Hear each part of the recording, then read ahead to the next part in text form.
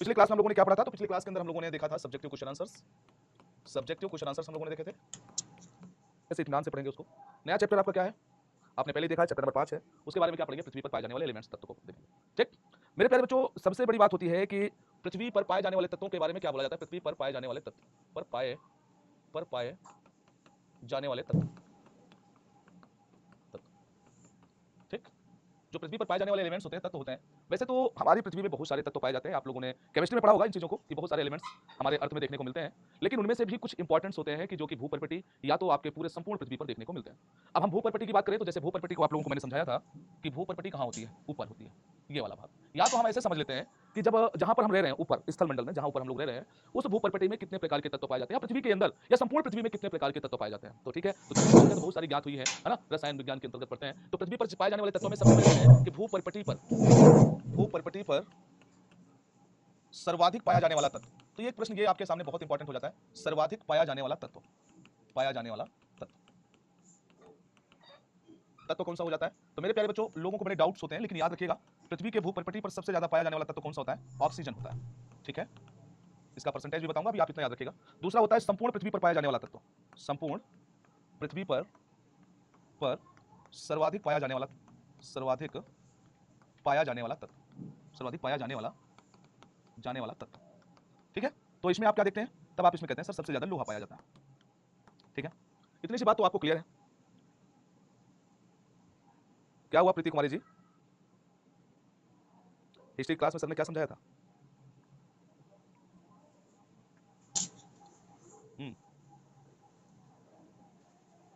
तो दो चीजें आपके सामने आई कि जब अगर आपके सामने संपूर्ण अर्थ पे बात करेगा ऊपर से लेकर नीचे तक, तो सबसे ज्यादा आपको लोहा देखने को मिलेगा। सर बात कर रहे हैं सब, अच्छा अच्छा। हाँ, तो तुम लोग डांट पढ़ने वाला काम ही तो करते हो। तुम लोग कितना समझाता हूँ कि प्यारे बच्चों पढ़ लो, ये आज इतना ही नहीं, कंपटीशन तक काम आने वाला है ना। अभी आप लोग 11th में, अगले साल आपका बोर्ड एग्जाम होने वाला है, फिर उसके बाद जैसे बोर्ड एग्जाम होगा आप लोग कंपटीशन के लिए एलिजिबल होने लगोगे। तो अगर अभी आप नहीं सुधार करोगे तो फिर बाद में पछताने के अलावा कुछ नहीं है, ये बात तो मैं हमेशा बोलता हूँ, है ना। तो पढ़ाई करो, अच्छे से पढ़ाई करो, बिल्कुल बिल्कुल। अगर सर ने समझाया तो उन बातों को थोड़ा सा समझिए आप लोग, है ना। और यहाँ पर संपूर्ण पृथ्वी में बात किया जाता है तो लोहा मिलता है, और केवल भूपर्पटि में अगर पूछा जाए सबसे ज्यादा तत्व पाया जाने वाला, तो आप बताएंगे ऑक्सीजन मिलेगा यहाँ पर। ठीक, संपूर्ण पृथ्वी में लोहा। ठीक है, इतनी सी बात ये हो गई। अब देखो मेरे प्यारे बच्चों, जो हमारी भूपर्पटि है, हमारी भूपर्पटि जो है ना,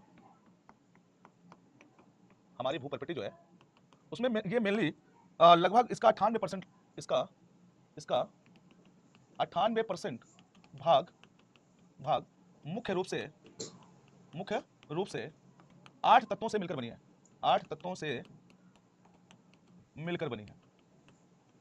मतलब जो हमारी ये भूपर्पटि है ऊपर वाला भाग जो है वो कितने तत्वों से मिलकर बना है? मेनली 8 तत्वों से ये मिलकर के बना हुआ है। ठीक, वैसे तो बहुत सारे एलिमेंट्स पाए जाते हैं, है ना, बहुत सारे तत्व पाए जाते हैं। अभी तत्वों की संख्या हम लोग देख लेते हैं। अब देखिएगा, जो जैसे हम बात करते हैं सबसे पहले ऑक्सीजन की, तो हमने पहले भी बताया सबसे ज्यादा कौन पाया जाता है? ऑक्सीजन पाया जाता है। अब मेरे बच्चों, आप ऑक्सीजन के बारे में क्या आपकी धारणा है कि लगभग ये कितनी पाई जाती है? 46% या 47% के आसपास, है ना। तो इसको आप कह सकते हैं 46.60% पाई जाती है। ठीक है, और दूसरे नंबर पे आप ऑक्सीजन के बाद हम क्या लेंगे? सिलिका लेंगे, जिसको जो आपको परेशान करता है कि दूसरे नंबर पे क्या आएगा, तो सिलिका आएगा, सिलिका, है ना। तो सिलिका का कितना परसेंटेज हो जाएगा? 27.27% हो जाएगा। तीसरा आपका इंपॉर्टेंट क्या, जैसे सिलिका हो गया, सियाल बोलते हैं, तो सियाल बोलते हैं, तो फिर अगला क्या आ जाएगा? एल्युमिनियम आ जाएगा, एल्यूमिनियम। अब आप देखिएगा, एल्युमिनियम हो गया, एल्युमिनियम कितने परसेंट आपको मिलने वाला है? तो 8.13% मिलता है, 13%। देखिए यहाँ पर इसका मतलब कि तीन ये तत्व तो बहुत इंपॉर्टेंट है आपके पृथ्वी के, खास करके भूपर्पटि के निर्माण में। ऑक्सीजन कितना? 46.60%, सिलिका 27.27%, एल्युमिनियम 8.13%, और चौथे पॉइंट पर अगर हम ले लें तो चौथे नंबर पर क्या आ जाएगा? हमारा लोहा आ जाएगा, लोहा आ जाएगा। लोहा कितना मिल जाएगा आपको? 5% मिल जाएगा। ठीक है, पांचवा देखते हैं, पांचवा क्या हो जाता है? कैल्शियम हो जाता है, कैल्शियम। छठा क्या हो जाता है? सोडियम हो जाता है, सोडियम। सातवां क्या हो जाता है मेरे बच्चों? सातवां हो जाएगा मैग्नीशियम, पोटेशियम। आठवां क्या हो जाएगा? मैग्नीशियम। अब ये देखिए, अब इनके परसेंटेज तो जाहिर सी बात है ऊपर वालों से कम होगा, ये क्रम आपको याद रखना है, आपसे पूछ सकता है। ठीक है, अब कैल्शियम कितना है? कैल्शियम 3.63% कैल्शियम है। और इसके बाद सोडियम कितना हो जाता है मेरे बच्चों? तो सोडियम 2.83%, 2.83%। सोडियम हो जाएगा। पोटेशियम कितना हो जाएगा? 2.59%, 2.59%। और इसके बाद मैग्नीशियम कितना हो जाएगा? 2.09%।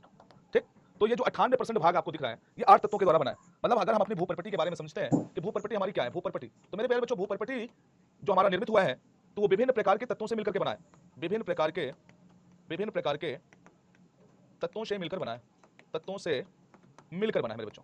ठीक है, मिलकर बना है। और वो तत्व कौन कौन से हैं? ये तत्व हैं, है ना, ये तत्व हैं आपके।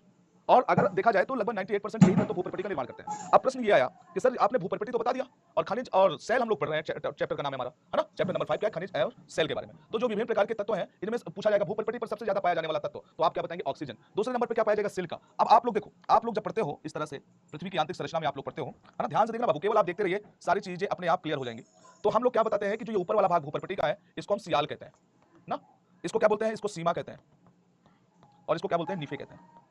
याद आ रहा है, सारी चीजों को हमने देखा है, ठीक, सारी चीजों को हम लोगों ने देखा है। आरसीबी जीत गया जी, हाँ जीत गया, मुझको भी मालूम है मेरे बच्चों, मुझे भी पता है। काजल मिश्रा अपना नंबर दो, अच्छा भाई मेरा नंबर ले लें लड़के, सोनू कुमार रॉय मेरा नंबर ले लो, सोनू सुधर जाओ तुम, समझे, मेरा नंबर चाहिए। चलिए आगे कंटिन्यू करते हैं जी, मैं चलिए। तो मैंने क्या बताया आपको, मैंने बताया कि ये जो भूप्रपट्टी है ये विभिन्न प्रकार के तत्वों से मिलकर बनी है। सबसे ज्यादा भूप्रपट्टी में क्या पाया जाता है, ऑक्सीजन पाया जाता है। फिर इसके बाद सियाल और मतलब सियाल बताया हूं, सियाल में सबसे पहले क्या आ जाएगा, सिलिका आ जाएगी, ये सिलिका हो गया। उसके बाद क्या आ जाएगा, एल्युमिनियम, एल्युमिनियम हो गया। समस्त पृथ्वी पर सबसे ज्यादा पाया जाने वाला तत्व कौन है, लोहा है, लगभग 35% पाया जाता है। कितना पाया जाता है जी, समस्त पृथ्वी। अब यहां से हम चीजों को फिर से कर सकते हैं, बैक में जाएंगे, सॉरी आगे जाएंगे, यहाँ पर कहां था जो लिखे थे, ये लिखे थे। अब इसको हम लिख सकते हैं, क्या लिख सकते हैं यहाँ पर लिख सकते हैं 46.60% ऑक्सीजन पाई जाती है। समस्त पृथ्वी पर लोहा पाया जाता है लगभग 35%। कितना, 35%। तो ये दोनों पॉइंट्स एकदम क्लियर रखिएगा, कोई दिक्कत हो तो आप मुझे जरूर बताइएगा। आगे देखते हैं यहाँ पर, अच्छा इसके पहले इसमें आ जाते हैं। तो देखो हमारी पृथ्वी विभिन्न प्रकार के तत्वों से बनी है, ये तत्व भूप्रपट्टी पर अलग ही नहीं मिलते वरन दूसरे तत्वों के साथ मिलकर विभिन्न पदार्थों का निर्माण करते हैं। और एक चीज आपको बता देता हूँ, कोई भी एलिमेंट है, कोई भी तत्व है, कभी अकेला नहीं मिलता है, ये तत्वों का एक समूह होता है, तत्व एक दूसरे से मिले हुए होते हैं, समझे। अब जैसे जल है, आप ऐसे समझो, जैसे जल को समझ लो आप, हम सब लोग पानी पीते हैं, है ना, अब उसमें खूब जानते हैं कि हाइड्रोजन और ऑक्सीजन का मिश्रण है, वो सब लोग जानते हैं, सभी को पता है ना, कि उसमें ऑक्सीजन और हाइड्रोजन का वो मिश्रण है। भाई जल क्या होता है, H2O लिखते हैं आप, यही जल होता है ना। अब इसमें दो तत्व आ गए, काजल बाबू, लोहा जो मैंने 5% लिखा है वो भूप्रपट्टी पे लिखा है, केवल भूप्रपट्टी पे मैंने लिखा है, लेकिन जब समस्त पृथ्वी की बात आएगी तो समस्त पृथ्वी में 35% लोहा की मात्रा पाई जाती है, ठीक है। लोहा के लैटिन नाम क्या होता है, फेरस होता है, फेरस, फेरस, लोहा को फेरस कहते हैं मेरे बच्चों, लोहा को क्या बोलते हैं, फेरस बोलते हैं, ठीक है, लोहा को क्या बोलते हैं, फेरस बोलते हैं, ओके। अच्छा चलो, तो देखो मैंने क्या बताया कि कोई भी तत्व स्वतंत्र स्थिति में आपको नहीं मिलेगा, समस्त पृथ्वी में आप जाएंगे तो कोई भी तत्व स्वतंत्र स्थिति में नहीं मिलेगा, सभी जो है, ये लेसन इंटरेस्टिंग है, बिल्कुल है, सभी तत्व एक दूसरे से जुड़े हुए मिलेंगे, ठीक, आप अलग से उनको नहीं प्राप्त कर पाएंगे। हाँ, बाद में उस तत्व, उसको चट्टान को आप परिष्कृत करके उसमें से अलग अलग तत्वों को निकाल सकते हैं। अब ये प्रश्न उठता है, दिमाग में आना चाहिए, चट्टान कैसी बनी होगी फिर ना, क्योंकि भूप्रपट्टी जो स्थल मंडल है वो तो चट्टान है, दिमाग में आना चाहिए ये बात। तो याद रखिएगा, चट्टान किससे बना है, विभिन्न प्रकार के खनिजों से चट्टान का निर्माण हुआ है। अब सर खनिज किससे बना है, फिर तो प्रश्न तो आ ही जाएगा ना। हाँ चलिए मैं बताता हूँ। तो देखो यहाँ पर ये ऑक्सीजन है आपका, ऑक्सीजन के बाद ये सिलिका है, ये एल्युमिनियम है, ये फेरस है, ये कैल्शियम है, ये सोडियम है, ये पोटेशियम, ये मैग्नीशियम है, और बाकी इधर ये अन्य व्हाइट वाले अन्य, ठीक। तो ये आपने देख लिया, लगभग 98% जो भूप्रपट्टी है ऊपर वाला भाग वो इतने तत्वों से मिलकर के बना आपके सामने। Oxygen, silicon, aluminium, iron, calcium, sodium, potassium और मैग्नीशियम से बना है। एक बार मैं उंगलियों पे आपको बता दूं, उंगलियों पे कैसे दिमाग में रहेगा ये, सबसे पहले ऑक्सीजन आएगा, फिर सिलिका आएगा, फिर एल्युमिनियम आएगा, फिर लोहा आएगा, पहले ऑक्सीजन, सिलिका, एल्युमिनियम, लोहा, 4 हो गए, ठीक है। फिर इसके बाद क्या आ जाएगा, फिर उसके बाद क्या आएगा बताओ, फिर इसके बाद आ जाएगा कैल्शियम, सोडियम, पोटेशियम और मैग्नीशियम, 8 हो गए। फिर से गिनवाता हूं, ध्यान से गिनना, पहले ऑक्सीजन, फिर सिलिका, फिर एल्युमिनियम, फिर उसके बाद कैल्शियम, कैल्शियम के बाद क्या हो जाएगा, सोडियम, फिर पोटेशियम, फिर मैग्नीशियम। क्लियर एकदम, फिर से बोलूं, स्वागत है प्रियंका जी, स्वागत है बाबू। चलिए फिर से बोलता हूं, सबसे पहले ऑक्सीजन, भूप्रपट्टी की बात कर रहे हैं, ऊपर की लेयर की बात कर रहे हैं, सबसे पहले ऑक्सीजन, फिर सिलिका, फिर एल्युमिनियम, ठीक, आयरन, आयरन चौथे पे आ गया, फिर इसके बाद कैल्शियम, सोडियम, पोटेशियम, फिर इसके बाद मैग्नीशियम। 8 तत्वों से मिलकर के भूप्रपट्टी का निर्माण हुआ है, ठीक है जी, क्लियर एकदम, कोई डाउट तो नहीं किसी को, बोल देना, भी बोल देना मेरे बच्चों, अगर किसी को कोई डाउट हो कि भूप्रपट्टी में तत्व, मुख्य तत्व कितने होते हैं, तो आराम से आप लोग मुझे बता सकते हैं, मैं उसका सोल्यूशन दे सकता हूं। चट्टान किससे बनाते हैं सब कुछ बताऊंगा, सर ट्रिक निकालिएगा ना भैया। देखो मैट्रिक्स मुझे नहीं आता ना, तो मैट्रिक्स से पढ़ा पाता हूं, ठीक, सिंपल सी बात, ऐसे आप समझो कि भैया सब पृथ्वी पे सबसे ज्यादा जरूरी क्या है, पृथ्वी में ऊपर जीवित रहने के लिए सबसे ज्यादा जरूरी क्या है, हमारे आप सबके लिए सबसे ज्यादा जरूरी क्या है, ऑक्सीजन है, सबसे ज्यादा जरूरी ऑक्सीजन है, ठीक है। ऑक्सीजन पहले नंबर पे, फिर सियाल को आपने पढ़ा है, फिर सिलिका, फिर एल्युमिनियम, 3 हो गए, चौथे नंबर पर लोहा आ जाएगा, फिर इसके बाद जितने भी कैल्शियम, सोडियम, पोटेशियम, मैग्नीशियम, खत्म।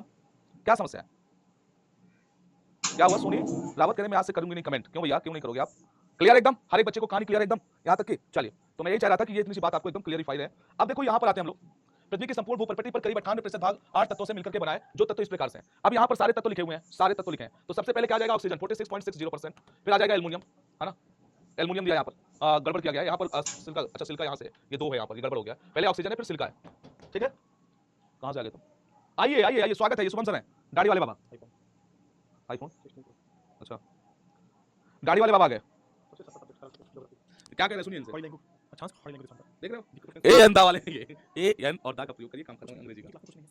खड़ी लाइन निशांतर पढ़िए निशान कोई तो बता देंगे। अब ये बताइए आज जो करोड़ रुपए धरती दब गए, कुछ उसमें पेट्रोल बन गए, कुछ उसमें से डीजल बन गए, मतलब भाई ये खनिज तेल कच्चा तेल निकाल दिया, पेट्रोल में तेल अलग कर लिया। देख रहे हो क्या पर्वत कैसे बता दिया, टेक्टोनिक प्लेट सारा कहीं ऊपर हो गया। देख रहे हो बाबू कैसे कह रहे हैं आप लोग, कहते हो कि जियोग्राफी हार्ड है, ये आदमी देख लो क्या बोल रहा है, कुछ नहीं है जियोग्राफी, बिल्कुल जैसे हल्के इंसान हमारे हैं, मतलब वजन ज्यादा है बाकी है नहीं, बाकी कुछ नहीं। इंग्लिश वाले हैं क्या है आवाज नहीं आ रही, क्या है ज्योग्राफी, कह रहे जियोग्राफी क्या है।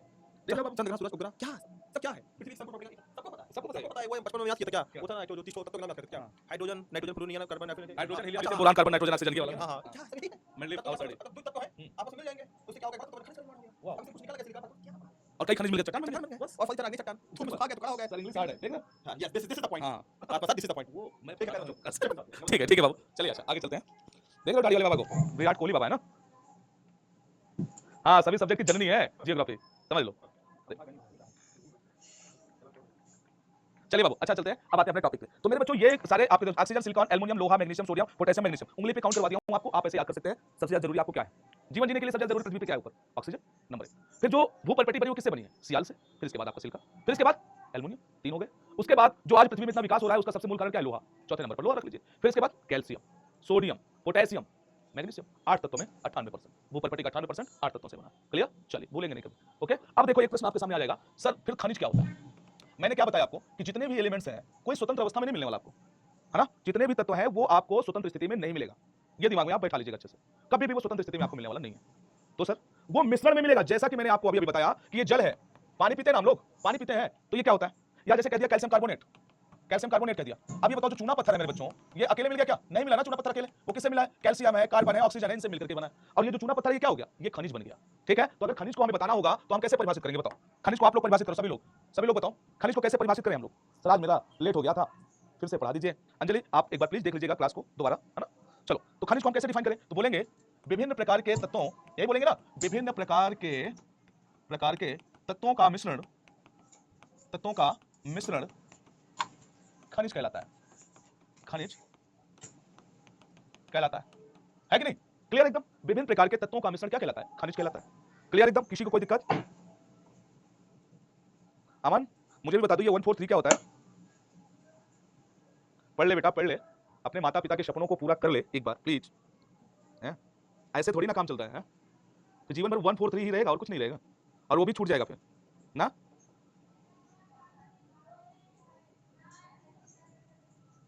सैफ कैसे हैं, चलो तो ये हो गया विभिन्न प्रकार के तत्वों का मिश्रण। अब इसके कुछ उदाहरण ले लें क्या बाबू, कुछ उदाहरण ले लेते हैं। जैसे मैंने जल को लिया, 1 हो गया, कैल्शियम कार्बोनेट को लिया, 2 हो गया, ठीक। इसके बाद यानी Cl को ले लिया, ये हो गया, KMnO4 को ले लिया, ये हो गया, ठीक है। ये सारे क्या है, ये सारे कई तत्वों के मिश्रण से बने हैं, और कई तत्वों के मिश्रण से बने हैं तो इसका मतलब ये क्या हो जाएगा, ये खनिज हो जाएंगे, सारे खनिज हो जाएंगे, क्या हो जाएंगे, खनिज हो जाएंगे। ठीक, जब तत्वों का मिश्रण होगा तो क्या बनेगा बाबू, वो खनिज बन जाएगा। ओके क्लियर है, किसी को कोई डाउट तो नहीं। जब 2 या 2 से अधिक तत्व आपस में मिलते हैं तो उसे क्या बोलते हैं, खनिज बोलते हैं। ठीक है जी, चलो आते हैं आगे, हम समझ लें, आगे चलते हैं। अब देखो यहां पर एक शब्द आ गया खनिज के बारे में, और नेक्स्ट हमारा क्या है, खनिज के प्रकार। तो खनिज हम बता ही देते हैं, खनिज तो हमने बता दिया, फिर अगली बार हम प्रकार बताएंगे। ये देखो खनिज क्या होता है, खनिज एक ऐसा प्राकृतिक अकार्बनिक तत्व है जिसमें एक क्रमबद्ध पारमाणविक संरचना, निश्चित रासायनिक संगठन तथा भौतिक गुणधर्म विद्यमान होते हैं। अब जो भी खनिज होता है उस खनिज में एक चीज पाई जाती है जो कि सबसे महत्वपूर्ण होती है, वो क्या पाई जाती है, वो पाई जाती है मेरे प्यारे बच्चों, है ना। क्या पाया जाता है बताओगे एक बार सभी लोग, क्या पाया जाता है। अब देखो हमारी भूपटपट्टी में लगभग 200 प्रकार के खनिजों को पहचाना गया है, लगभग 2000 प्रकार के खनिजों को। अब इसमें क्या होता है, कोई भी खनिज है ना, तो इसमें 2 प्रकार के सिम्टम्स मिलते हैं, एक तो इसका रासायनिक गुण होगा और दूसरा क्या होगा, इसका भौतिक गुण होगा।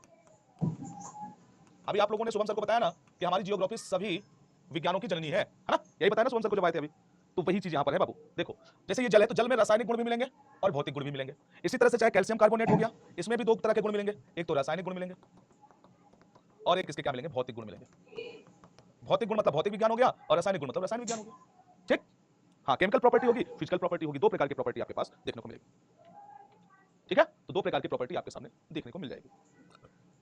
चलिए तो यही चीज यहां पर बताने का प्रयास किया गया कि खनिज एक ऐसा प्राकृतिक अकार्बनिक तत्व है जिसमें एक क्रमबद्ध परमाणुविक संरचना, निश्चित रासायनिक संगठन तथा भौतिक गुणधर्म विद्यमान होते हैं। नोट, भूपटपट्टी पर लगभग कितने 2000 प्रकार के खनिजों को देखा जाता है। अब इन खनिजों के बारे में एक चीज और आपको बता दूं, कुछ इस प्रकार के खनिज देखो, जैसे फेल्सपार है, फेल्सपार खनिज सिलिकॉन व ऑक्सीजन से बना होता है। अब देखो यहां पर सिलिका हो गया प्लस ऑक्सीजन हो गया, ध्यान से देखना बाबू, और इक्वल क्या बोलेंगे इसको, फेल्सपार बोलेंगे, फेल्सपार। अगर इसको मैं इकट्ठा करके लिखूं तो क्या लिखूंगा, SiO2, ये लिखूंगा ना, तो ये क्या बन जाएगा, फेल्सपार बन जाएगा। अब इसमें कितने तत्व हैं, 2 तत्व हैं, सिलिका मिला है, ऑक्सीजन मिला है, उनके दोनों के मिलने से क्या बन गया, फेल्सपार बन गया। ठीक, क्या बन गया जी, फेल्सपार। पृथ्वी की भूप्रकृति पर आधा हिस्सा इससे बना है, किससे, फेल्सपार से बना है, जिसमें क्या क्या आ जाएगा, सिलिका और ऑक्सीजन शामिल है। तो इसी तरह से जितने भी आपके सामने तत्व आने वाले हैं वो सारे के सारे तत्व कहीं ना कहीं इसी तरह से कई सारे तत्वों के आपस में मिलने के उपरांत ही वो बने हुए हैं। इसका रंग कैसा होता है, हल्का क्रीम से वो हल्का गुलाबी तक होता है। चीनी मिट्टी के बर्तन तथा कांच बनाने में इसका क्या किया जाता है, प्रयोग किया जाता है। फेल्सपार का किसमें प्रयोग किया जाता है, कांच बनाने में, चीनी मिट्टी के बर्तन बनाने में किया जाता है। समझे। तो मैं ये नहीं बताना चाहता कि इससे क्या क्या बनता है क्या नहीं बनता, मैं ये इतना मात्र बताना चाहता हूं कि कोई भी खनिज है तो वो अकेले तत्व से जल्दी नहीं बनता है, वो कई तत्वों को मिला करके एक खनिज का निर्माण करता है।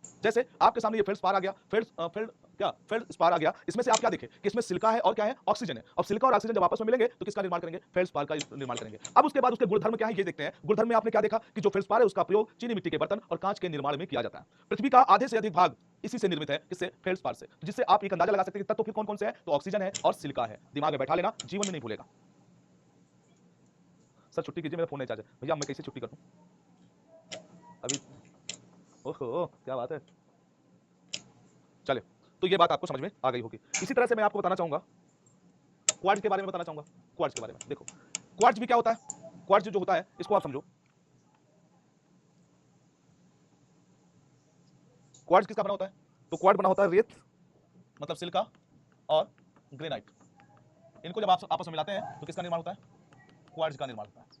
ठीक, इसका रंग श्वेत या रंगहीन होता है। इसका खनिज का उपयोग रेडियो तथा रडार में किया जाता है। या एक कठोर खनिज तथा पानी में हमेशा अघुलनशील होता है, पानी में कभी घुलता नहीं है। सिलिका वैसे भी नहीं घुलती पानी में, घुलती कभी, बताओ, कभी नहीं घुलती ना। चले, तो ये फेल्सपार होता, सॉरी क्वार्ट्ज होता है। ओके, तो इतनी सी बात आपको क्लियर हो गई होगी। और बाकी मैं तत्वों के बारे में कल आपको बहुत डिटेल से बताऊंगा खनिज के प्रकार में, आराम से। ठीक है जी, कल मैं इसके बारे में आपको बहुत अच्छे तरीके से समझाऊंगा।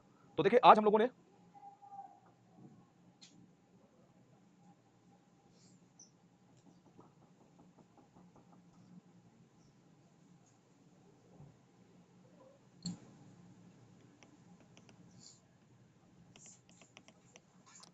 क्या समझने का प्रयास किया, आज हमने यह समझने का प्रयास किया कि भू परिपटी पर सर्वाधिक पाया जाने वाला तत्व कौन सा है, सर्वाधिक पाया जाने वाला तत्व तत्व तो उसका जवाब क्या आता है, इसका जवाब आया ऑक्सीजन। एक चीज हमने ये देखा, क्या हो गया जी, ऑक्सीजन हो गया।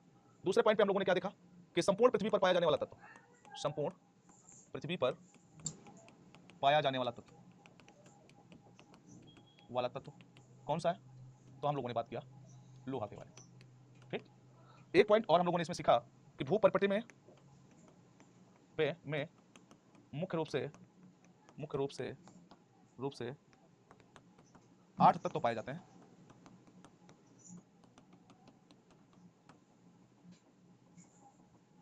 जो 98% भूपर्पटी के 98% भूपर्पटी के निर्माण में सहयोग करते हैं।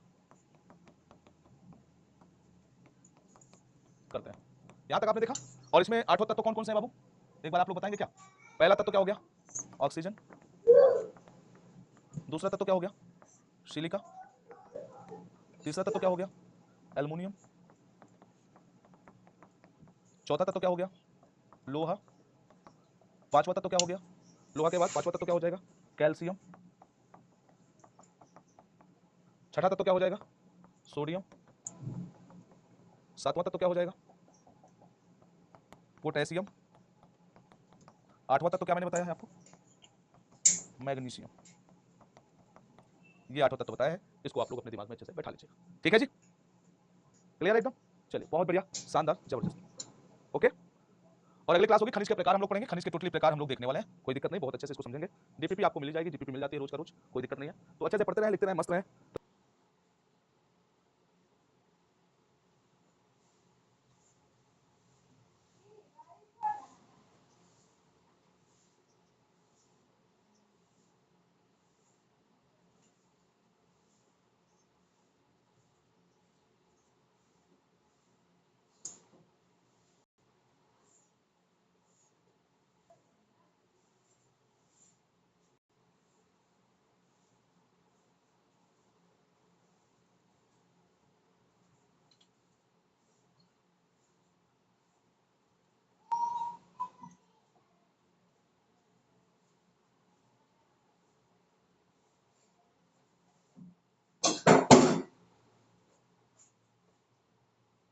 अंदर मैंने आपको ये बताया, सभी लोग आ गए, कैसे हैं, मैं बढ़िया हूँ, आप सब लोग ठीक ठाक हो? हाँ ठीक है। तो पिछली क्लास के अंदर हम लोगों ने प्यारे बच्चों क्या पढ़ा था? हम लोगों ने पढ़ा था कि खनिज के बारे में, है ना, और भूपर्पटी के बारे में थोड़ा सा पढ़ा था। भूपर्पटी के बारे में, भूपर्पटी के बारे में हम लोगों ने क्या पढ़ा था कि पृथ्वी में जो तत्व हैं, तो लगभग 98% भूपर्पटी, 98% भूपर्पटी, भूपर्पटी 8 तत्वों से मिलकर बनी है, तत्वों से मिलकर बनी है, मिलकर बनी है, और बाकी का 2% लगभग 90 तत्वों से मिलकर बनी है, मिलकर बनी है। ठीक है, अच्छा। फिर जो ये 8 इंपॉर्टेंट तत्व थे वो क्या क्या मैंने बताया? सबसे पहले मैंने कहा आपसे ऑक्सीजन होता है, दूसरे में मैंने आपको सिलिका को बताया, सोडियम को बोला,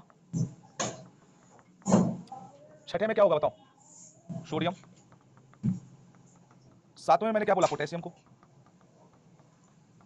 और क्लियर है बाबू यहां तक? फिर बात ये होती है कि जो खनिज होते हैं ना जी जी, तो जो खनिज होते हैं वो 2 या 2 से अधिक तत्वों के मिश्रण से बनते हैं। मैंने आपको बताया, क्या बताया था? जो खनिज होते हैं, खनिज 2 या 2 से अधिक तत्वों से मिलकर बने होते हैं, तत्वों से मिलकर बने होते हैं, बने होते हैं। यहां तक कि मेरी आपकी बात हो गई थी। फिर आगे मैं इसमें आपसे चर्चा करने वाला हूं खनिज के प्रकार, जो कि कल मैंने थोड़ा सा आपको झलकी दिया था, फिर भी आज उसको हम लोग पढ़ने वाले हैं। खनिज के प्रकार, कौन कौन से खनिज होते हैं, कौन कौन से उनके प्रकार होते हैं, आज यही पढ़ेंगे ना बाबू हम लोग? खनिजों के प्रकार ही पढ़ेंगे ना मेरे बच्चों? सर सब्जेक्टिव क्वेश्चन पढ़ाएं प्लीज। अरे वो तो मैंने कल करवा दिया है, सो रहे थे क्या बाबू? जाग जाओ अब ना।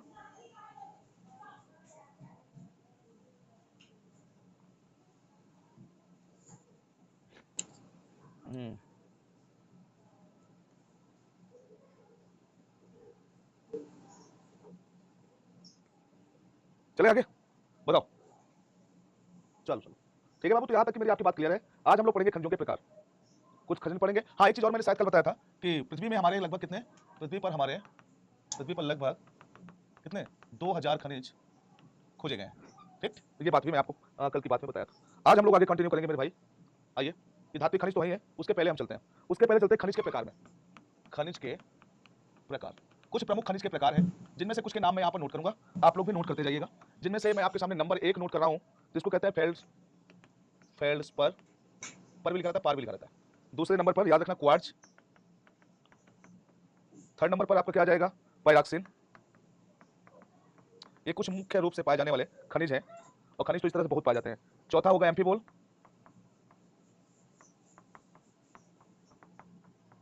पांचवा कौन सा हो जाएगा आपका? माइका, माइका मतलब अभ्रक भी बोलते हैं इसको, माइका को क्या बोलते हैं? अभ्रक। कुछ खनिज ऐसे भी होते हैं जो इंडिविजुअली होते हैं, है ना। और अगला है ऑलिविन, छठा कौन सा हो गया? ऑलिविन। ये 6 प्रकार के मुख्य रूप से तत्व आपके मिलते हैं पृथ्वी पे।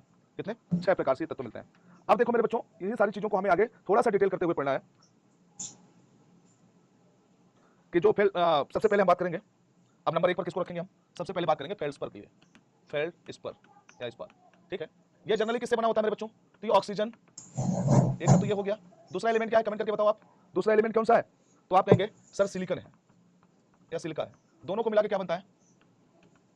फेल्डस्पर बनता है। ठीक है, अच्छा, क्या ये दो ही रहते हैं सर? क्या ये दो ही रहते हैं? नहीं, इसमें और रहते हैं सर। देखो, विभिन्न प्रकार के फेल्ड्स्पर बनते हैं, एक ही प्रकार के नहीं बनते, विभिन्न प्रकार के फेल्ड्स्पर बनते हैं, जिनमें सोडियम होगा, पोटेशियम होगा, ध्यान से देखना आप लोग, सोडियम हो गया, पोटेशियम हो गया, कैल्शियम हो गया, एल्युमिनियम हो गया। और ये सब विभिन्न प्रकार के फेल्ड्स्पर का निर्माण करते हैं। ये विभिन्न प्रकार के फेल्डस्पर का निर्माण करते हैं। ये खनिज है, याद रखना, का निर्माण करते हैं। अब देखो यहां पर कोई भी तत्व स्वतंत्र दिख रहा है क्या? नहीं है, निर्माण करते हैं।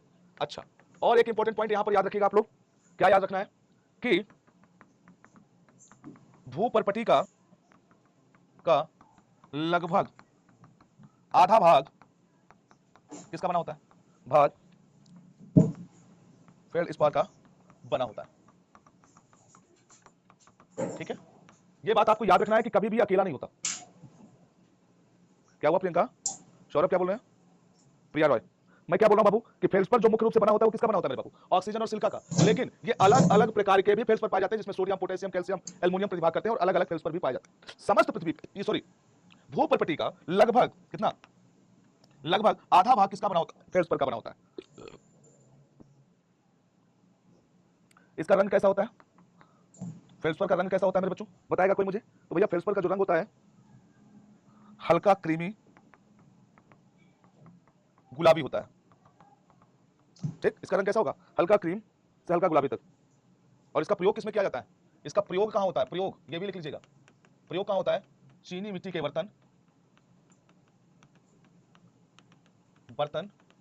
और कांच उद्योग में होता है इसका प्रयोग। किसमें होता है? कांच उद्योग में। तो ध्यान रखिएगा इस बात को। फेल्सपर का प्रयोग कहां होता है? चीनी मिट्टी के बर्तन और कांच उद्योगों में इसका प्रयोग होता है। कलर भी याद रख सकते हैं, भूप्रकृति में कैसे पाया जाता है, विभिन्न प्रकार के फेल्सपर होते हैं। इसका प्रयोग कहां होता है? चीनी मिट्टी के बर्तन बनाने में होता है। और कहां पे होता है सर? और होता है कांच उद्योग में। ठीक है जी। अगला हमारा क्या हो जाएगा? क्वार्ट्ज। इसके नाम से ही लगता है इसमें सिलिका ज्यादा है ना, क्वार्ट्जाइट जो बोलते हैं हम लोग, है ना। तो ये इसके मुख्य घटक कौन कौन से हैं? इसका मुख्य घटक क्या हो जाता है? इसका मुख्य घटक कौन सा है? इसके निर्माण मुख्य घटक कौन सा है? तो भैया इसका मुख्य घटक दो ही होते हैं, जिनमें से आप देखेंगे सिलिका मतलब रेत और ग्रेनाइट। और संयोग की बात है कि अघुलनशील होते हैं, अघुलनशील होते हैं, मतलब ये पानी में घुलते नहीं है कभी भी। ठीक है जी। ये क्या होते हैं? सिलिका और ग्रेनाइट का बना होता है। ये क्या होते हैं? अघुलनशील होते हैं। ये बहुत कठोर खनिज होता है। इसका रंग कैसा होता है? रंग या तो इसका सफेद होगा, श्वेत सफेद होगा, है ना, या तो फिर या रंगहीन होगा ये। सर इसका प्रयोग कहां होता है? प्रयोग तो मेरे बच्चों इसका प्रयोग देख लीजिएगा। इस खनिज का प्रयोग कहां होता है? रेडियो में होता है। रेडियो में होता है। और किसमें होता है? रडार में होता है। रडार जानते हैं क्या होता है? जहां पर एयरपोर्ट होते हैं या जहां पर ऐसे स्टेशन होते हैं जो कि अपने मतलब ऊपर जो आकाश में उड़ने वाले वायुयान है उनके दिशा डायरेक्शन या उनकी दूरी को डिक्टेट करते हैं, उसको मापते हैं। ठीक है, तो याद रखना क्या हो गया? रडार या रेडियो में इसका प्रयोग होता है। किसका? क्वार्ट्ज का होता है। ये सिल्क और ग्रेनाइट का बना होता है। ये अघुलनशील होता है, इतना याद रखना। इसका कलर कहता है सफेद होगा या ये रंगहीन होगा। आपसे क्वेश्चन क्या पूछ सकता है? पहले तो पूछेगा कितने प्रकार के होते हैं ना। तो ये मतलब मुख्य रूप से कितने प्रकार के मैंने बताया? 6 प्रकार आपको बताया है ना। 6 प्रकार बताया आपको। ठीक, जिसमें से आप क्या क्या पढ़े हैं अभी? अभी आपने फेल्डस्पार पढ़ा है और सेकंड क्या पढ़ लिया आपने? क्वार्ट्ज पढ़ लिया। ठीक है, अब तीसरे नंबर आप पढ़ने जा रहे हैं। तीसरे नंबर पे आप किसको पढ़ेंगे? पाइरॉक्सिन को पढ़ेंगे। तीसरे नंबर पे मेरे बच्चों क्या पढ़ेंगे आप लोग? तीसरे नंबर पे आप पढ़ेंगे पाइरॉक्सिन। क्या पढ़ेंगे? पाइरॉक्सिन। ये थोड़ा सा जरूरी है बाबू, इसीलिए क्योंकि ये खनिज जो होते हैं ना, इससे लगभग भूप्रकृति का जो मैक्सिमम भाग है इससे निर्मित होता है। पाइरॉक्सिन में देखो क्या क्या मिला होता है। अब देखिए पाइरॉक्सिन अकेला तो बनता नहीं है ये, पाइरॉक्सिन में कई चीजें मिली होती हैं। अब देखो जैसे इसमें कैल्शियम मिला है, कैल्शियम ना, क्या मिल गया? खासकर कैल्शियम हो गया, एल्युमिनियम हो गया, एल्युमिनियम ध्यान से देखना, मैग्नीशियम भी मिल जाएगा इसमें। और क्या मिलेगा? सिलिका मिल जाएगा। एक चीज कॉमन इसमें मिल रहा है, देखो आप लोग क्या कॉमन मिल रहा है? सिलिका हर जगह मिल रही है, क्योंकि भूप्रकृति में क्या सिलिका की मात्रा ज्यादा है। ठीक है जी। तो अब आप देखिएगा कि कैल्शियम, एल्युमिनियम, मैग्नीशियम और सिलिका ये हर क्लास हो जाएगा। तो देखिएगा पाइरॉक्सिन क्या हो गया? Calcium, aluminium, magnesium plus silica. तो इसमें कॉमन क्या हो गया जी? सिलिका हो गया। अब देखो, अब इसका सबसे इंपॉर्टेंट है कि जो पृथ्वी का भूपृष्ठ है, मतलब इनको चारों को मिला के क्या बोलेंगे हम? इसे पाइरॉक्सिन बोलेंगे, पाइरॉक्सिन। और आपको जो याद करना है, जो आपको दिमाग में रखना है, वो इस पॉइंट को रखना है जो मैं अब नोट करने जा रहा हूं। नोट करिएगा इस पॉइंट को कि भूपृष्ठ का लगभग 10% हिस्सा इसी का बना हुआ है, हिस्सा इसी से बना है। ठीक है, जो भूप्रकृति की बात करते हैं ना, तो लगभग 10% हिस्सा किसका बना हुआ है? इसी का बना है। और बताया गया पाइरॉक्सिन जल्दी पृथ्वी में देखने को मिलता नहीं है, लेकिन ये ज्यादातर कहां पर आपको मिलेगा? तो स्टार बना के बनाइएगा। पाइरॉक्सिन की उपस्थिति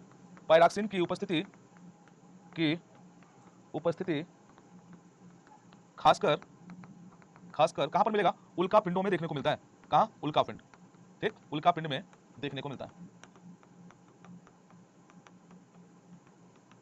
ओके, चलो, उल्का पिंड में देखने को मिलता है। खास करके कहां पर मिलेगा? ये उल्का पिंड में आपको देखने को मिलेगा।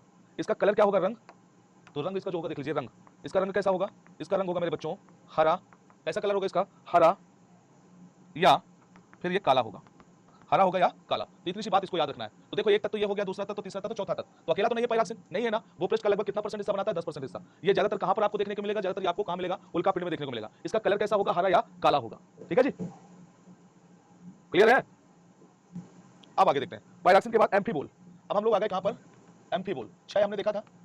ठीक, एम्फीबोल। अभी तक हम लोगों ने कितने देख लिए? आपको मैं साथ में याद भी करवाता चल रहा हूं। अभी तक हमने किसको किसको देखा? तो हमने क्या देखा अभी तक? बोलिए। तो हमने देखा फेल्डस्पार, क्वार्ट्ज, पाइरॉक्सिन। अब चौथे नंबर पे आपके सामने क्या आ गया? एम्फीबोल। अब क्या देखने जा रहे हैं? एम्फीबोल। अब हम लोग देखने जा रहे हैं एम्फीबोल को। ठीक है, 6 है और दिमाग में इसको हमेशा आपको बेहतर तरीके से रखना है। तत्वों को रखना है और ये खनिज को रखना है। बाबू बहुत कठिन नहीं, बहुत ही चीजें हैं। तत्वों को याद करवा दिया हूं आप लोगों को। बोलो तत्व। हाँ, इंस्टाग्राम आईडी मेरी बताऊं क्या मैं? बोलो, पढ़ लो भाई, पढ़ ले।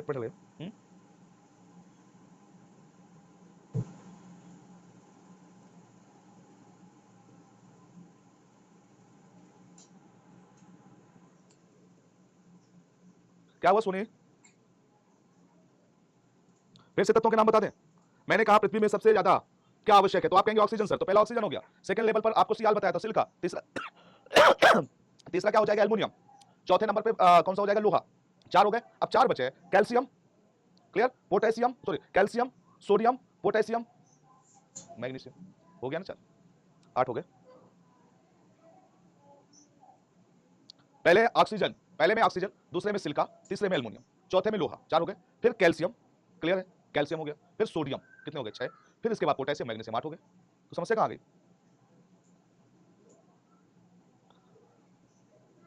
सैटरडे को देख लेंगे मेरे बच्चों, सैटरडे देख लेंगे। अभी आप इसको पढ़ोगे तो आपको दिखाएगा ये उसमें, और मुझे लगता है शायद उस दिन छुट्टी ना रहे उसकी, ईद की ना, और बकरीद की, सॉरी बकरीद की।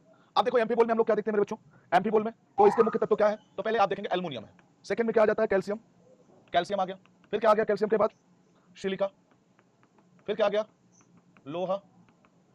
फिर क्या आ गया? मैग्नीशियम। क्या आ गया? मैग्नीशियम आ गया। अब आप लोग देखेंगे कि यहां पर कई सारे तत्व मिल गए, एल्युमिनियम भी, कैल्शियम भी, सिलिका भी, लोहा भी, मैग्नीशियम भी। आपने टोटल तत्व कितने पढ़े हैं? 8 तत्व पढ़े हैं ना। ऑक्सीजन, देखो मैं लिख देता हूं, तत्वों से ही बन रहा है ये। जैसे ऑक्सीजन आपने पढ़ा है, कहां गया? दिख नहीं रहा मुझको, हां दिख रहा है। ऑक्सीजन हो गया, सिलिका हो गया, एल्युमिनियम हो गया, फेरस मतलब लोहा हो गया या फिर जिसको बोलते हैं। फिर इसके बाद क्या हो जाएगा? फेरस के बाद कैल्शियम हो गया, फिर सोडियम हो गया, फिर पोटेशियम हो गया, फिर मैग्नीशियम हो गया। अब देखो तो यहां पर क्या क्या मिलाया गया? एमपी बोल बनाने में क्या क्या मिलाया गया बताओ? इन्हीं तत्वों से आप मिलान कर लीजिए। देखो मैं इतना इजी से इजी आपके लिए किए दे रहा हूं, कोई समस्या नहीं है मेरे बच्चों, समझे? इजी से इजी। देखो अब एल्युमिनियम मिलेगा यहां पर, ये वाला हो गया, कैल्शियम मिलेगा, ये हो गया, फिर इसके बाद सिलिका मिलेगा, ये हो गया, फेरस मिलेगा, ये हो गया, और क्या मिला? मैग्नीशियम मिला। अब इतने तत्व मिलकर के क्या बना लिए? एमपी बोल बना लिए, एमपी बोल, समझे? तो जो भूपृष्ठ है आपका, है ना, क्या भूपृष्ठ, तो याद रखना कि समस्त भूपृष्ठ का लगभग कितना? लगभग 7% का निर्माण करता है, निर्माण करता है, समझे? कितना? लगभग 7%। इसके पीछे वाला कितना कर रहा था? 10%। ध्यान रखना, पाइरॉक्सिन 10% और एमपी बोल कितना कर रहा है? 7% कर रहा है। गौर फरमाइएगा इसको। इसका रंग लिख लेते हैं। अरे रंग बरसे, चलो रंग में आ जाओ। रंग क्या है इसका? रंग बताओ भाई, कैसा होता है? हरा एवं काले रंग का होता है, काले रंग, हरा एवं काले रंग का होता है ये, ठीक।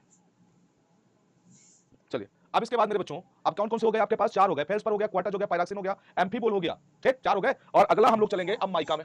माइका, माइका को मैंने क्या बताया था आपको? क्या बोलते हैं माइका को? माइका को बोलते हैं अभ्रक। सबसे महत्वपूर्णों में से एक है ये, ध्यान रखना, अभ्रक बहुत महत्वपूर्ण है, क्योंकि सबसे बड़ी बात है ना, इसमें क्या क्या मिलेगा? तो वही 8 तत्व आप अपने दिमाग में रखिएगा। 8 तत्व रखिए ना, ऑक्सीजन को रख लिया, सिलिका रख लिया, एल्युमिनियम रख लिया, लोहा रख लिया, फिर 4 हो गए, फिर कैल्शियम रख लिया, सोडियम रख लिया, सोडियम, फिर इसके बाद पोटेशियम रखा, फिर आपने मैग्नीशियम रख लिया। 8 तत्व ये हो गए आपके। अब वही 8 तत्वों से फिर ये बनेगा जो माइका आ गया। माइका आपके सामने देखो, माइका में क्या क्या होता है, इसको ध्यान से देखना मेरे भाई। माइका में, तो माइका में सबसे पहले आपका क्या होगा? पोटेशियम, मतलब के, पोटेशियम हो जाएगा, पोटेशियम हो गया। और क्या हो जाएगा मेरे बच्चों?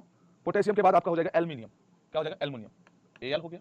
और क्या हो जाएगा एल्युमिनियम के साथ? मैग्नीशियम, Mg हो गया। फिर क्या हो जाएगा? फेरस, लोहा ना ये। और इसके बाद क्या हो जाएगा? सिलिका। देखो इसको ध्यान से देखो भाई, और इसी को क्या बोलते हैं हम लोग? माइका बोलते हैं, ठीक। अब कितने तत्व हो गए? 1 2 3 4 5, इन्हीं में से 5 है, कोई देख लो। तो देखो 1 2 3 4 और 5, ये तो 5 है इसमें ना, इन्हीं पांचों को मिला के क्या बन गया? माइका बन गया। अब आपके पास कितने हो गए? अब यहाँ पर दिमाग में बैठाते रहिए, हर बार लिखेंगे, याद हो जाएगा आपको क्या क्या हो गया। यहाँ पर क्या क्या पढ़ा हम लोगों ने? तो हम लोगों ने पढ़ा फेल्डस्पार, मैं क्यों लिख रहा हूँ इसको? पागल नहीं हूं बार बार, आपके केवल दिमाग में बैठने के लिए। क्वार्ट्ज, अगला पाइरॉक्सिन, फिर इसके बाद एम्फीबोल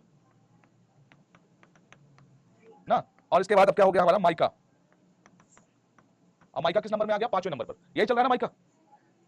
हाँ माइका 5वें नंबर पे, ये माइका बन गया। अच्छा जी, ये समस्त पृथ्वी का, सॉरी समस्त भूपर्पटी के लगभग लगभग 4% भाग को निर्मित करता है, को निर्मित करता है, ठीक है। ये पॉइंट है आपके लिए, निर्मित करेगा इसको। इसका प्रयोग देखिए क्या है? प्रयोग ये बहुत महत्वपूर्ण है, ये आपसे बहुत एग्जाम में पूछा जाता है, याद करोगे जिस दिन पूछा जाएगा आपकी माइका या अभ्रक का प्रयोग किसमें किया जाता है। तो इसका प्रयोग किसमें करेंगे? इसका प्रयोग करेंगे विद्युत उपकरणों में। इसका प्रयोग किसमें होगा? विद्युत उपकरणों में किया जाता है। क्यों? क्योंकि अब विद्युत का कुचालक होता है, तो उसके ऊपर से कवर बनाने में विद्युत का कुचालक होता है, ठीक है। विद्युत उपकरणों में इसका प्रयोग किया जाता है। क्लियर है भाई? अगला कौन सा बचा? अगला बचा ऑलिविन। अब मैं चलता हूं ऑलिविन में। ऑलिविन, अब आप लोग बताइए मुझे, 5 आपको याद हो गए? 5 आपको खनिज याद हो गए कि नहीं? बताओ 5 खनिज याद हुए कि नहीं आप लोगों को?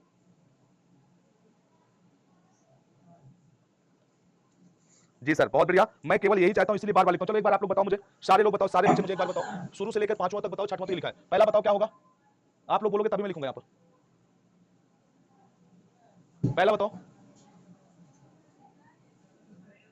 क्या पूछ रहे हैं?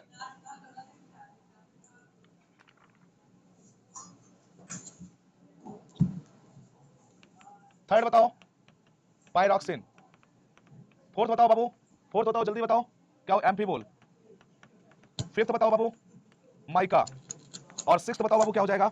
सिक्स्थ में हो जाएगा ऑलिविन। कैसे नहीं याद होगा? हमारा नाम काबा, बोलो, हमारा नाम काबा। जी आत्मा, हाँ। अब तत्व भी यहीं पे लिखो, तत्व बताओ कौन कौन से हैं जो भूपर पट्टी में पाए जाते हैं। तो आप कहेंगे सर वो ऑक्सीजन हो जाएगा, फिर उसके बाद सिलिका मिलेगी, फिर एल्युमिनियम मिलेगा सर, फिर फेरस मिलेगा। अच्छा, फिर इधर कैल्शियम मिलेगा, सोडियम मिलेगा, फिर पोटेशियम, फिर मैग्नीशियम सर। इनसे हमारी भूपर पट्टी का कितने परसेंट भाग बना है? लगभग 98%। क्लियर है? अब बताओ कैसे नहीं याद होगा? जी, बस आप याद करना चाहो, आप अपने दिमाग में बैठाना चाहो तो ये सारी चीजें क्लियर हो जाएंगी। चलिए ऑलिविन में आ जाते हैं। ऑलिविन किसका किसका बना है भाई? तो इसमें क्या आ जाएगा? पहले मैग्नीशियम आ जाएगा। क्या आ जाएगा बाबू? Mg, magnesium. फिर दूसरा क्या आ जाएगा? लोहा। फिर क्या आ जाएगा? Silica, SI। ठीक है, चलो, तो इसी को क्या कहते हैं? ऑलिविन कहते हैं। ऑलिविन कहते हैं, ठीक है, ओके। इसको क्या कहते हैं जी बाबू? इसको हम ऑलिविन कहते हैं। और इसका प्रयोग किसमें किया जाता है? इसका प्रयोग कहां करते हैं? इसका प्रयोग करते हैं आभूषण निर्माण में। आभूषणों में किया जाता है। किसमें? आभूषणों में किया जाता है। आभूषणों में किया जाता है। बस इतनी सी बात। देखो ये तो आपको जानना ही था, मेनली इनको, इतने को आपको जानना है मेरे भाई। मेन आपको इनको जानना है, ये दोनों चीजों को। आपसे एक भी क्वेश्चन गलत नहीं होगा, ठीक है? बिल्कुल बाबू, नितेश बहुत बढ़िया, नीतीश कुमार बहुत अच्छे। चलिए, तो इन्हीं को आपको जानना था। अब मेरे बच्चों हम थोड़ा सा और आगे अब चलना चाहेंगे, है ना? अब थोड़ा सा और आगे चलेंगे। इतनी सी बात हम लोगों ने तो कर लिया है। ये देखो यहाँ पर क्या है, खनिज के और प्रकार क्या होते हैं? धात्विक खनिज होते हैं और अधात्विक खनिज होते हैं। ये तो आप भी जानते हो। धात्विक खनिज का मतलब ये होता है कि उसमें लोहा या विभिन्न प्रकार के खनिज होते हैं, जैसे तांबा हो गया, या तो उसमें एल्युमिनियम हो गया, सोना हो गया, चांदी हो गया, ये खनिज होते हैं और सब धातु होते हैं, ठीक है? तो इन चीजों को हमें जानना है। आगे देखते हैं हम लोग, आगे हम लोग देखते हैं कहां पर आगे आ जाते हैं। यहाँ पर धात्विक खनिज किसे कहते हैं मेरे बच्चों? धात्विक खनिज क्या होता है आप लोग बताइए मुझे। इन खनिजों में धातुओं का अंश होता है। मैंने क्या कहा? इनमें धातुओं का अंश होता है। इन खनिजों को पिघलाकर हम बार बार प्रयोग कर सकते हैं, कभी ये समाप्त नहीं हो। जैसे लोहा है, आपने देखा ना कि लेडीज हमारी, आपकी माताएं बहनें जो है, जैसे कान में, नाक में, गले में जो पहनते हैं आभूषण, उसको क्या किया जाता है? क्या खराब हो जाता है क्या? वो कभी खराब नहीं होता है मेरे भाई, कभी खराब नहीं होता है। टूट गया तो हम जाते हैं सुनार के यहाँ देकर के उससे बदला कर ले आते हैं नया। अब हमारे पास तो नया आ गया, तो पुराने का क्या करेगा सुनार? बताओ, सुनार पुराने का क्या करता होगा? आपने कभी सोचा इसके बारे में? सुनार उसको पुराने को क्या करता होगा? उसको पिघला करके फिर से नया बनाता है। फॉर एग्जाम्पल आयरन गोल्ड, बिल्कुल बाबू, वो ले जाएगा, उसको फिर से पिघलाएगा, फिर से उसको नया बनाएगा और उसको फिर से किसी कस्टमर को दे देगा, ठीक है? उसकी गला का फिर से बनाइएगा। अच्छा जी, चलो यहां पर तो पिघलाकर इनका प्रयोग क्या किया जाता है? बारंबार किया जाता है। जो धातुएं होती हैं इन्हें लव और अलाव, ये इंपॉर्टेंट है, ये इंपॉर्टेंट पॉइंट है। Point be noted my Lord, आप क्लास 10th में भी पढ़ा होगा इसको। लौह और अलाव धातु पढ़े होंगे, और मुझे लगता है शुरुआत में पहले चैप्टर में ही आप लोग, जहां तक इसमें खनिज वाला है, लौह धातु क्या होती है? जिसमें लोहे के अंश पाए जाते हैं, लोहे के अंश पाए जाते हैं, अंश। और खासकर लोहा तो ऑलरेडी खुद में ही है, और जैसे मैग्नीज होता है, क्या? मैग्नीज, क्योंकि जब लौह अयस्क जो होता है और जब लोहे को पिघलाया जाता है, लौह अयस्क जो होता है, जब लोहे को पिघलाया जाता है, लोहे को पिघलाया जाता है, पिघलाया जाता है, पिघलाया जाता है, तो उसमें उसमें तो उसमें उसमें मैग्नीज का प्रयोग करके, किसका? मैग्नीज का प्रयोग करके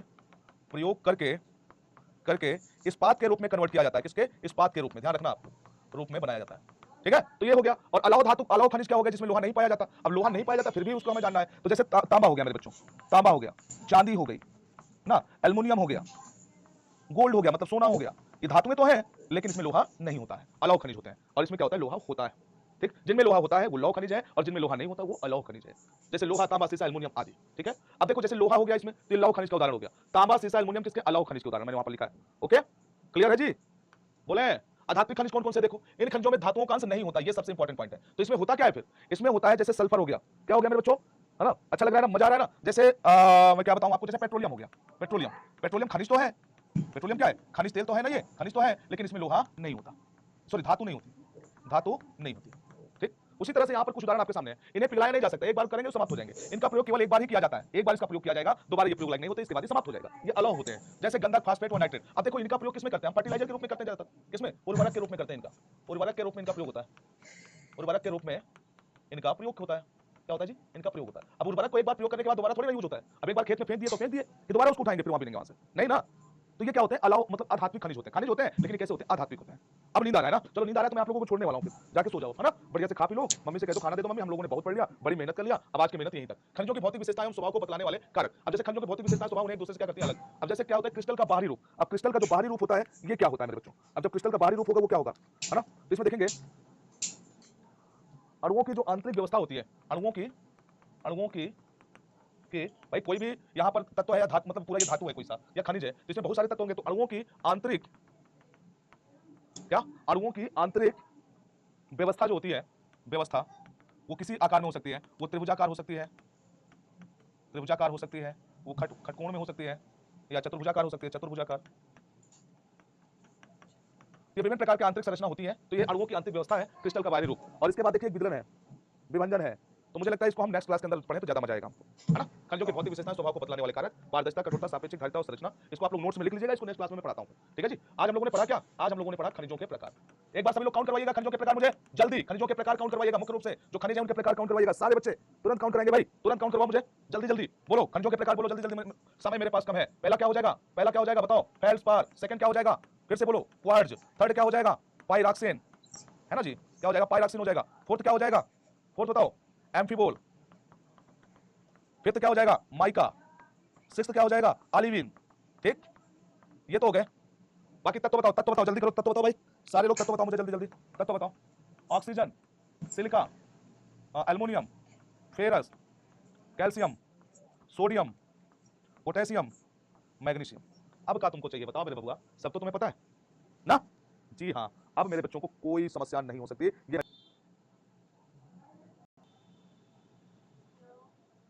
ये आगे अब हम लोग कंटिन्यू करेंगे। आज हम क्या पढ़ेंगे, सेल पढ़ेंगे। अब ये बताओ सेल क्या होता है। पृथ्वी का ऊपरी भाग सेलों से बना है, एक या एक से अधिक खनिजों से मिलकर सेलें बनती है। साधारण मिट्टी से लेकर कठोर चट्टानों तक को हम सेल कहते हैं। अब देखो हाँ, सेल को हम कैसे समझते हैं, देखिए अगर सेल की परिभाषा लिखना हो, सेल या इसको हम क्या बोलते हैं, चट्टान बोलते हैं बाबू, क्या बोलते हैं इसको, चट्टान बोलते हैं, है ना, इंग्लिश में इसको रॉक कहते हैं। ठीक, इतनी सी तो बात आपको पता ही है। अब अगर इसको परिभाषित करना हो तो हम क्या बोलेंगे, जब हमने परिभाषित किया था किसे, खनिज को, तो हमने कहा दो या दो से अधिक तत्वों के मिलकर बनने से क्या बनता है, मिलकर बनता है क्या, खनिज बनता है। लेकिन अब सेल को हम कैसे परिभाषित करें, तो आप समझिएगा यहां पर कि दो या दो से अधिक खनिजों के मिलने से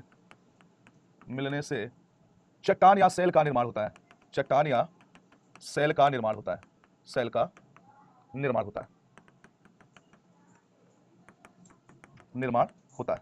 ठीक, दो या दो से अधिक खनिजों के मिलकर बनने से सेल या चट्टान का निर्माण होता है, सिंपल सी बात ये है। ओके, अब प्रश्न ये आया कि जो ये सेल होती हैं अधिकतर किसकी बनी होती हैं, तो मेरे प्यारे बच्चों जो सेल होती है इनमें अधिकतर क्या होता है, जैसे फेल्सपार, क्या होता है इसमें, फेल्सपार होता है, फेल्सपार प्लस क्वार्ट्ज की अधिकतर आपकी सेलें बनी होती हैं, अधिकतर जो भूपर्पटी वाली सेल है, खासकर सेल कहाँ की, भूपर्पटी की।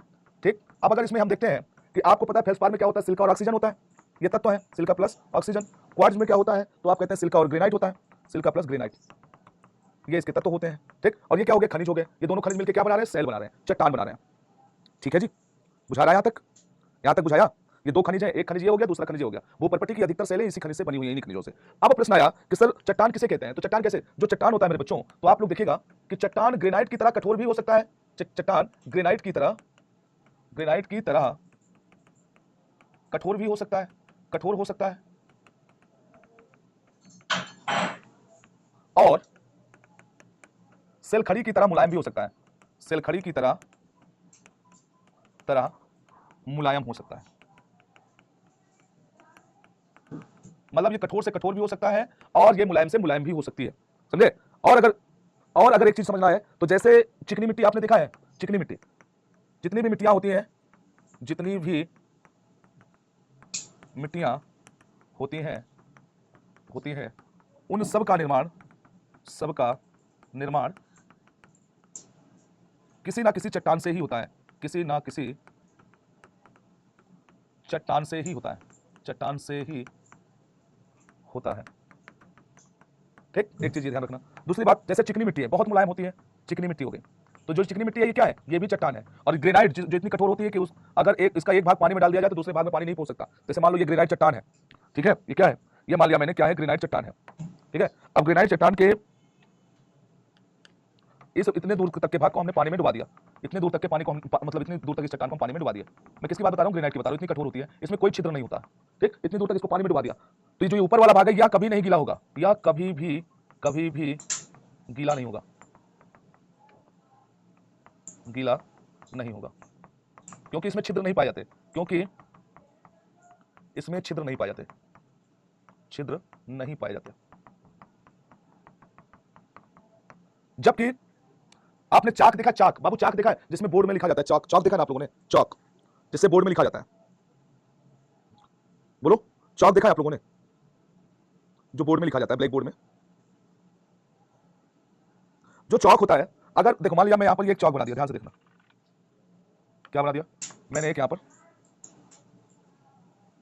चौक बना दिया, थोड़ा सा भी पानी हम डाल दें, थोड़ा सा भी अगर पानी यहां पर थोड़ा सा पानी में वो हो जाए, इतना सा मात्र पानी में ये डूब जाए, छू जाए यहां पर, तो ये धीरे धीरे करके, क्योंकि ये छिद्रयुक्त होती है, इसमें छिद्र होता है, छिद्रयुक्त होती है, तो धीरे धीरे करके ये चाक पूरी क्या हो जाएगी, पूरी चाक क्या हो जाएगी, धीरे धीरे करके गीली हो जाएगी और ये बेकार हो जाएगी। ये देखिए इसमें छिद्र है, इसमें छिद्र नहीं है, और ये दोनों क्या है, चट्टान है। प्रैक्टिकल कर सकते हैं आप इसका। सर प्रैक्टिकल करने के लिए ग्रेनाइट कहां से मिले, तो मेरे बच्चों जहां बोल्डर, जो बोल्डर होते हैं ना, जो रोड बनती है, बोल्डर जो होते हैं, बोल्डर जो बड़े बड़े बोल्डर होते हैं, रोड में पड़े होते हैं ना, रोड जो रोड निर्माण होता है, तो उस बोल्डर को लेकर के आइए, उसका आधा भाग पानी में डुबा दीजिए, जैसे इतना बड़ा बोल्डर है तो इतना पानी में डुबा दीजिए, ऊपर का बाहर रहने दीजिए, चाहे जितने साल तक आप रखो, 10 साल 20 साल 50 साल, ये ऊपर का भाग कभी भी गीला नहीं होगा, क्योंकि उसमें छिद्र होते ही नहीं है, ठीक है। लेकिन अगर ये जो खड़िया है, जो चाक है ये वाला, तो अगर थोड़ा सा भी पानी में अगर ये डूब गया, थोड़ा सा पानी छू गया इसमें, तो धीरे धीरे वो पानी क्या होगा, ऊपर तक पूरा चला जाएगा और ये बेकार हो जाएगी। ठीक है, दोनों चट्टान, लेकिन ये इतनी मुलायम होती है और ये इतनी कठोर होती है, ये बताना था मुझे। चट्टानें निर्मित कहां से होती हैं, अब प्रश्न आने लगा कि सर चट्टानें निर्मित कैसे होती हैं, तो इतनी सी बात तो आपको पता चल गया कि चट्टान के बारे में। बाबू बताओ मुझे एक बार,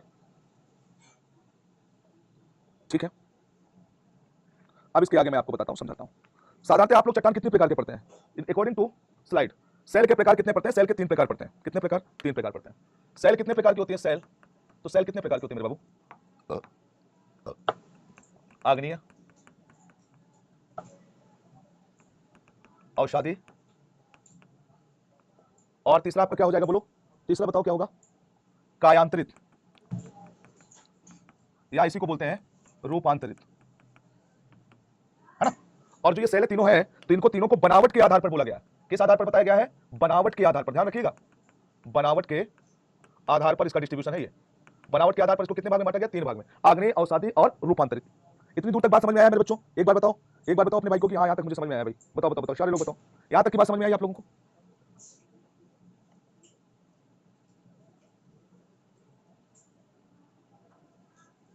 चलिए वेरी गुड, बहुत बढ़िया, शानदार। अब इसके बाद हम लोग चलते हैं मेरे भाई, कहां पे चलते हैं, अब चलते हैं कि ये तो बनावट के आधार पर हो गया, अगर स्थिति और हाँ बनावट के आधार पर हो गया। अब सबसे पहले हम क्या पढ़ेंगे, आग्नेय चट्टान को। सबसे पहले किसको पढ़ेंगे, नंबर 1 आग्नेय चट्टान को पढ़ेंगे, है ना। आग्नेय का मतलब क्या होता है, आग्नेय का मतलब होता है आग, आग्नेय का मतलब आग। अब आप सोचिए कि इसकी उत्पत्ति कैसे होती होगी, इसकी उत्पत्ति कैसे होती होगी। तो मेरे बच्चों जब आप लोग देखते हैं कि जब ज्वालामुखी फटता है,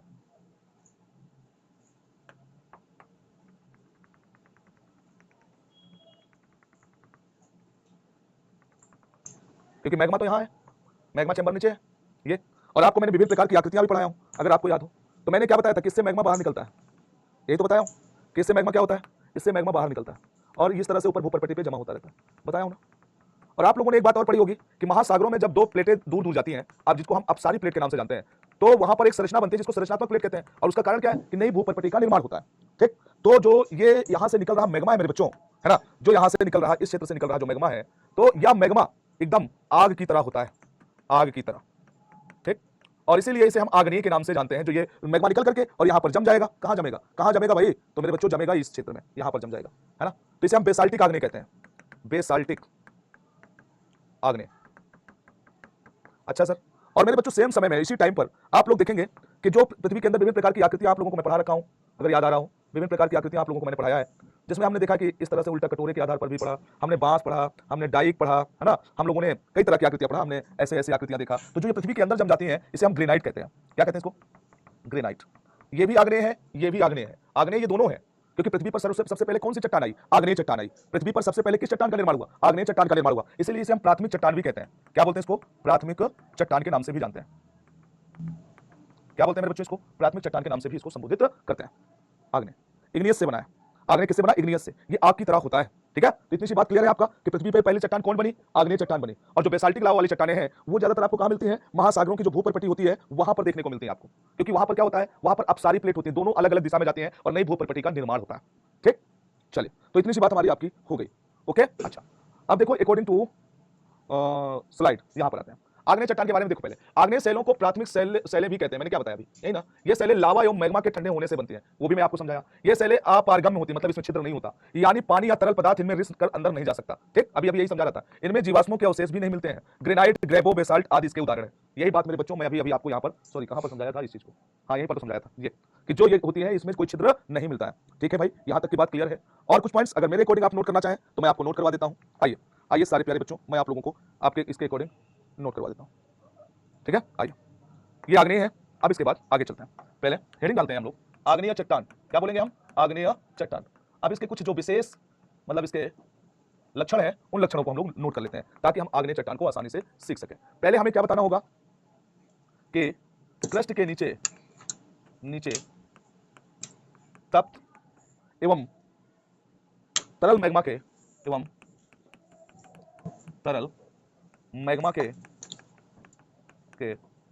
ठंडे होने से इसका निर्माण होता है। ठंडे होने से क्या होता है? होने से इसका निर्माण होता है। और ये तो मैंने आपको पहले भी समझाया है, निर्माण होता है। बस कैसे हमें इसे लिखना है ये समझना है। ठीक है जी, होता है। सेकंड पॉइंट, अगला पॉइंट आप नोट करिएगा, वो क्या हो जाएगा? यह रवेदार होती है, यह रवेदार होती है।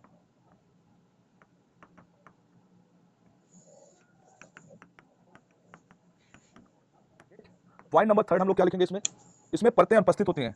इसमें परतें अनुपस्थित होती हैं। ओके, इसमें परतें क्या होती हैं? अनुपस्थित होती हैं। अगला पॉइंट हम लोग नोट करेंगे इसमें, अगला पॉइंट, इन पर रासायनिक अपक्षय का कम प्रभाव दिखाई पड़ता है।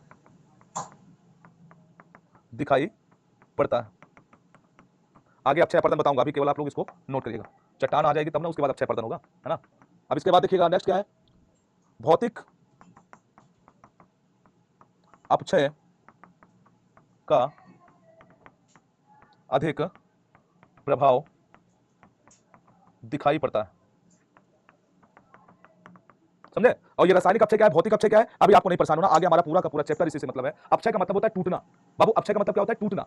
लेकिन ये चट्टानें कैसे टूटेंगे, रासायनिक क्या होती है, भौतिक क्या होती है, आगे हमारा पूरा चैप्टर इससे संबंधित आच्छादन की प्रक्रियाएं, वहां पर हम इन चीजों को खूब अच्छे से पढ़ने वाले हैं। ठीक है जी, आप इतना नोट कर लीजिए। ये दोनों पॉइंट्स को आगे आने वाले टाइम पे हम बताएंगे, रासायनिक अपक्षय क्या होता है और भौतिक अपक्षय क्या होता है। इनको हम जब आगे हमारा टॉपिक आएगा तो हम समझाएंगे।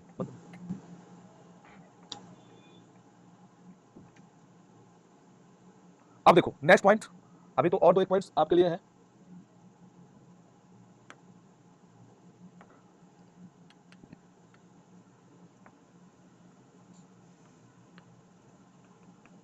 ये रंध्रहीन होती हैं। पृथ्वी की भूपर्पटी का 90% भाग इसी से निर्मित होता है, इसी से निर्मित होता है। समझे? इसके भूपर्पटी का कितना परसेंट भाग? 90% भाग पर कौन से चट्टान? आग्नेय चट्टान पाई जाती है। पृथ्वी का जो पृथ्वी की ऊपरी भूपर्पटी क्रस्ट है, इसका 90% जो भाग है वो किस चट्टान का बना है? आग्नेय चट्टान का बना है। आग्नेय चट्टान कहां से आई थी? आग्नेय चट्टान को प्राथमिक चट्टान कहते हैं। आई कहां से थी? ज्वालामुखी विस्फोट के बाद जो उसमें से मैग्मा निकला, उस मैग्मा के ठंडा होने के बाद ही उस चट्टान का हम नामकरण किए और उसको बोले प्राथमिक चट्टान या आग्नेय चट्टान। समझे? चलिए और आगे देखिएगा नेक्स्ट। हाँ, एक पॉइंट और इंपॉर्टेंट है, इन चट्टानों में सर्वाधिक खनिज तत्व पाए जाते हैं। सर्वाधिक खनिज तत्व पाए जाते हैं। खनिज तत्व का मतलब अभी अभी जो मैंने बताया पाए जाते हैं।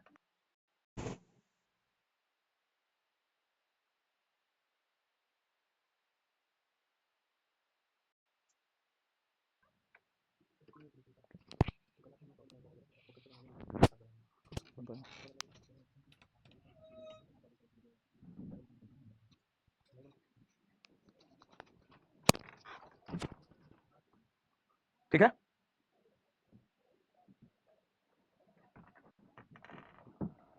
क्लियर है यहां तक? अच्छा नन्हे, देखो तुमको कोई गुलाब दे रहा है।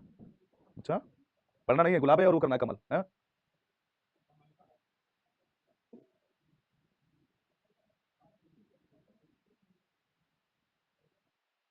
अब इसके बाद हम लोग चलेंगे अवसादी चट्टान। अब क्या होता है, अवसादी चट्टान कैसे बनेगा? तो जो आग्नेय चट्टान होती है उसी का अपरदन होता है, उसी का क्या होगा, अपरदन, और उसी के अपरदन के उपरांत ही क्या बनेगा, अवसादी चट्टान बनेगी। सर वो कैसे होता है, आइए बताता हूं। अवसादी शब्द की उत्पत्ति लैटिन भाषा के शब्द सेडिमेंट से हुआ है, सेडिमेंट्री रॉक, सेडिमेंट से हुई है, जिसका अर्थ होता है व्यवस्थित होना। नदियों, पवनों, हिमानियों आदि के द्वारा निक्षेपित पदार्थों से निर्मित शैल क्या कहलाती है, अवसादी। अब इसको मैं आपको समझाता हूं। देखो बाबू, जैसे ये कोई चट्टानी भाग है, ऐसे समझना, ये आग्नेय चट्टान का कोई क्षेत्र है, ये क्या है, ये आग्नेय चट्टान का कोई एरिया है, ठीक। और इधर से कोई नदी फ्लो करके, सॉरी, इधर से कोई नदी फ्लो करके आती है, कोई नदी ऐसे ऐसे बहती हुई आगे आती है, ठीक है।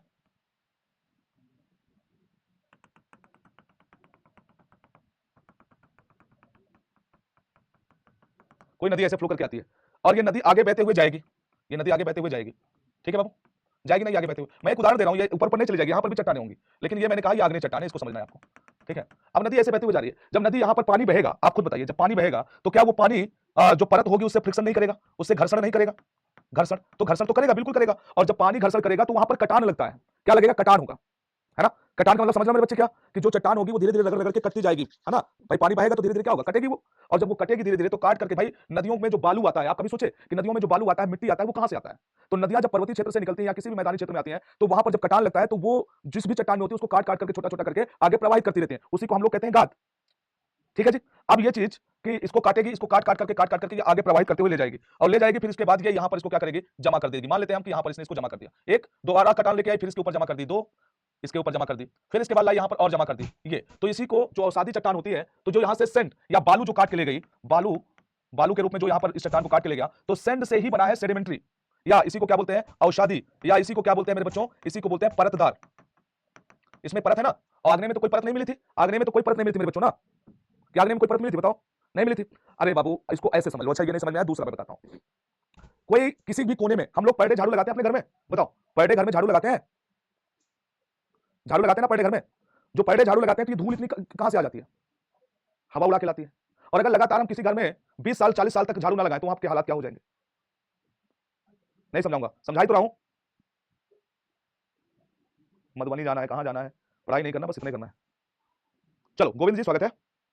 हाँ मैं क्या बता रहा था, मैंने कहा जैसे किसी कोने पे आप कोई टूटे हुए जूता चप्पल रख दीजिए, है ना, और उसको मत छुइए, लंबे समय तक मत छुइए, कम से कम 10-20 साल तक। आप देखेंगे उस जूते के ऊपर परत तर परत धूल जम जाएगी, धूल जम जाएगी कि नहीं जमेगी, बताओ, उसके ऊपर धूल जम जाएगी परत तर परत, है? आपने कभी सोचा कि ये धूल कहां से आई है? तो वो धूल जो आई है कहीं ना कहीं हवा के द्वारा उड़ाकर लाई गई है, वायु के द्वारा, और जब वो उड़ाकर लाती है तो उसी के ऊपर धूल जमती जाती है, जमती जाती है, जमती जाती है, जमती जाती है। इसी तरह से चट्टानी भाग जो आग्नेय वाला भाग है, उसको जब नदी या वायु इसको काटती है तो काट कर ले जाती है और एक जगह जमा करती जाती है, जमा करती जाती है, जमा करती जाती है। इसी को हम परत दर परत या परतदार चट्टान कहते हैं, या इसी को हम सेडिमेंट्री रॉक कहते हैं, या कह सकते हैं कि जो अवसादी चट्टान का जन्म होता है वो आग्नेय चट्टान से होता है। सिंपल सी बात कहें, है ना, कि जो अवसादी चट्टान का जन्म होता है वो आग्नेय चट्टान के अपरदन होने से ही होता है, ठीक है। परत बन जाएगी, वही परत दर परत क्या होगा जी, वही परत दर परत क्या कहलाएगा, अवसादी चट्टान कहलाएगा। जितना भी पेट्रोलियम है, कोयला है, या जितने भी खनिज, खास करके जीवाश्म खनिज जितने भी पाए जाते हैं, वो आपको सेडिमेंट्री रॉक में ही मिलते हैं, अवसादी चट्टानों में ही आपको देखने को मिलते हैं, समझे। जो अवसादी चट्टान, क्योंकि पता है, अब जैसे मान लीजिए कि कुछ परत कट के गई, अब हम थोड़ा सा और बिल्कुल बेसिक उदाहरण पर चलते हैं। जैसे मान लीजिए नदी ने यहां पर मिट्टी जमा किया है, ऐसे समझो, ठीक। अब कोई पेड़ यहां पर गिर गया, कोई पेड़ था वो यहां पर गिर गया, नीचे जमीन में पड़ा है वो पेड़, ये पेड़ यहां पर जमीन में पड़ा है, मान लेते हैं ये यहां पर पड़ा है। अब इसके ऊपर फिर से नदी ने मिट्टी काट के लाया उधर से और मिट्टी को ऊपर से जमा कर दिया, तो एक परत इसके ऊपर से और चढ़ जाएगी, एक परत क्या हो जाएगी इसके ऊपर से, एक परत इसके ऊपर से और चढ़ जाएगी, इस तरह से। फिर क्या हो जाएगा, ये इतनी दूर तक बिल्कुल डूब जाएगी, इतनी दूर तक ये इसी में परत के अंदर हो जाएगी, अंदर होती जा रही है। इतना मान लो अभी और खुला है, अगली बार और मिट्टी आई, अगली बार और मिट्टी आई, नदी के द्वारा लाया गया, अगली बार और मिट्टी आई, तो वो फिर क्या होगा, अगली बार जब और मिट्टी आएगी तो वो यहां पर जमा हो जाएगी, ठीक। अब जो ये भाग है ये धीरे धीरे अंदर क्या होता जाएगा, धीरे धीरे ये वाला भाग अंदर दबता चला जाएगा, जैसे यहां तक ही दब गया, ऐसे समझना, यहां तक ही दब गया। अब इतना भाग और खाली है, कुछ दिनों के बाद एक परत और आती है, देखना मैं अभी परत आपको समझा रहा हूं इसको, है ना। कुछ दिनों के बाद एक परत और आई, ये वाली, अब देखना, अब इस परत को आप यहां पर कर दिए फिर से, तो इसके ऊपर ये जम गई, यहां भी जम गई, और यहां पर कुछ भाग इसका ये और जम गया यहां तक, ठीक। अब वो नीचे दब गया, कौन, वो पेड़ नीचे दबता चला जा रहा है, और एक लंबे समय के बाद ये जो दबाव है, प्रेशर है, तापमान बढ़ेगा, तो एक लंबे समय के बाद ये पेड़ क्या हो जाएगा, कोयले के रूप में कन्वर्ट हो जाएगा। अभी मैं समझाता हूं। अब देखो इनकी मुझे परत हटानी है ना, अब यहां तक हो गया। अगली मर्तबा फिर क्या हुआ, अगली मर्तबा क्या होता है, फिर से ये परत पड़ती है, ये पड़ी, ये पड़ी, ये पड़ी, और यहां पर भी पड़ गई, पूरा का पूरा पेड़ अंदर दब गया। और एक लंबे समय के उपरांत, बहुत लंबा समय, मतलब कम से कम 1 करोड़ वर्ष या 10,000 वर्ष से तो अधिक ही होगा, उसके बाद ये किसमें, कोयले के रूप में कन्वर्ट हो जाएगा। कोई जीव जंतु है, उसकी अस्थियां हैं, वो धीरे धीरे पेट्रोलियम के रूप में कन्वर्ट हो जाते हैं। तो इसीलिए याद रखिएगा, जो भी जीवाश्म ईंधन है, जो भी जीवाश्म ईंधन है, जीवाश्म ईंधन है वो सब किसमें पाए जाते हैं? औषधि में। अब देखना मेरे बच्चों, मैं इसको एक एक करके इसको हटाता हूं, देखना एक एक करके इसको मैं क्या करूंगा, हटाऊंगा। हटाऊं? अब देखना, देखो एक परत हटेगी, एक परत हटी, देखना, रुक जाओ, इसको हटा देता हूं तो बताता हूं। इसको मैंने लिखा था ना, अब ध्यान से देखना, परत नंबर 1 ये हट गई, परत नंबर 2 ये हटी, ये हटी, 3 परत हट गई। अब देखना परत नंबर 4, परत नंबर 5 हट गया। फिर आगे देखो, ये परत हटी, ये परत हटी, ये परत हटी, ये परत हटी, देखते जाना, परत हट रही है ना, जितनी बार मैं कह रहा हूं देखो, परत हट रही है, ये हट रही है, ये हट रही है, ये हट रही है, देखते जाना, ये हट गई, अब ये परत में आ गया, ये हट गया, ये हटा, ये हटा, देखते जाओ, धीरे धीरे ये सब हट जाएगा, सब हट जाएगा। ये तो यही परत दर परत, एक के ऊपर एक, एक के ऊपर एक क्या होता है, जमा जमा होता जाता है। इसी को मेरे प्यारे बच्चों क्या कहा जाता है? इसी को कहा जाता है परतदार चट्टान। ठीक है, क्लियर है एकदम? अब तो कोई डाउट नहीं है किसी भी मित्र को, अब तो कोई डाउट नहीं है जी, किसी भी भाई बंधु को अब कोई डाउट नहीं है, ये मैं परतदार बना दिया चट्टान, ये है ना, जीवाश्म ईंधन, ये इसी को हम क्या नाम देते हैं? औषधि या परतदार चट्टान। समझ गए? औषधि या परतदार चट्टान। क्लियर है भाई? सभी को क्लियर है यहां तक? अब आगे बढ़ूंगा थोड़ा सा, देखिए ये औषधि का मामला हो गया फिट, और आगे देखिएगा यहां पर यांत्रिक रूप से निर्मित जैसे बालूकाष्म, चूना प्रस्तर व सेल आदि, और कार्बनिक रूप से खड़िया, कोयला जो अभी बताया, रासायनिक रूप से पोटास, हेलाइट आदि, ये इनके 3 वर्गीकरण किए गए हैं। तो ये हो गया आपका क्या? ये हो गया औषधि चट्टान। अच्छा, औषधि सेल के बारे में अगर कुछ लिखना हो तो हम लिख भी सकते हैं। औषधि चट्टान के बारे में अगर लिखना हो तो देखिएगा, औषधि चट्टान अगर कुछ पॉइंट्स देना हो तो हम कैसे देंगे? औषधि चट्टान के बारे में देखिए, कुछ पॉइंट्स हमें देने हैं तो हम कैसे देंगे? पॉइंट नंबर 1,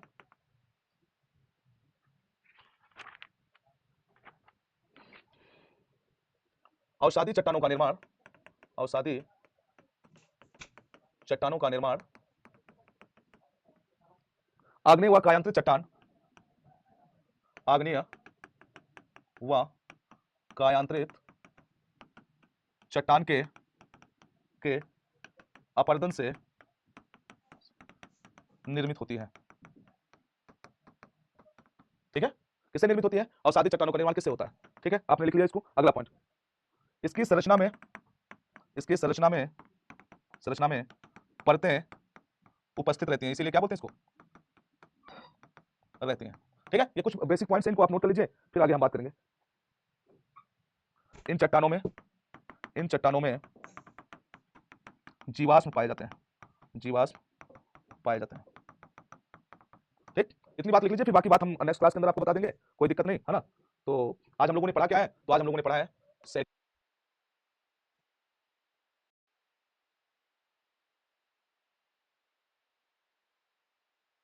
तक चीजों को पढ़ा था, देखा था आग्नेय और औषधि चट्टान के बारे में। आज इसी के आगे हम लोग कंटिन्यू करेंगे। तो पिछली क्लास के अंदर हम लोगों ने क्या पढ़ा था? पिछली क्लास में हम लोगों ने पढ़ा था सेल क्या है। क्या पढ़े थे? सेल। सेल के बारे में पढ़ा था। 3 प्रकार के हम लोगों ने सेल देखा था, जिसमें मैंने आपसे सभी बच्चों से, सभी प्यारे बच्चों से इस पर थोड़ा सा चर्चा भी किया। आग्नेय चट्टान को हम लोग प्राथमिक चट्टान के नाम से भी जानते हैं। क्या बोलते हैं? प्राथमिक चट्टान बोलते हैं इसको, इसको प्राथमिक चट्टान कहते हैं। औषधि चट्टान को हम परतदार चट्टान भी कहते हैं, और मैंने बखूबी इसको समझाया था परतदार चट्टान।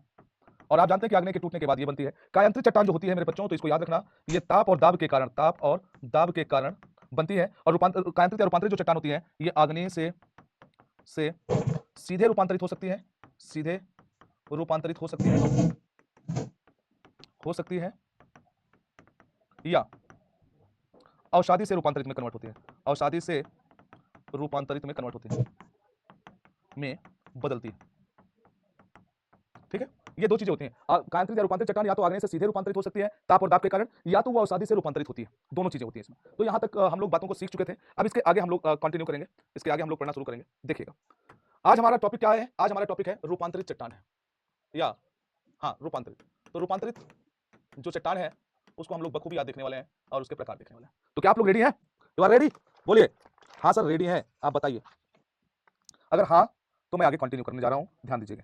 ठीक है, निर्माण आग्नेय व कायांत्रिक चट्टान के अपरदन से निर्मित होता है। बिल्कुल, ये होती है अपरदन से ही है, क्योंकि परतदार है तो अपरदन तो होगा ही होगा, ये बात तो आप श्योर मान ही लीजिए। ठीक, तो हम इसको यूं पढ़ेंगे, मैंने अभी अभी लिखा नीचे, फिर से लिख रहा हूं क्या, कि आग्नेय एवं औषधि, ध्यान से देखना, आग्नेय एवं औषधि, आग्नेय एवं औषधि चट्टानों में दाब एवं ताप, आग्नेय एवं औषधि चट्टानों में दाब एवं ताप के कारण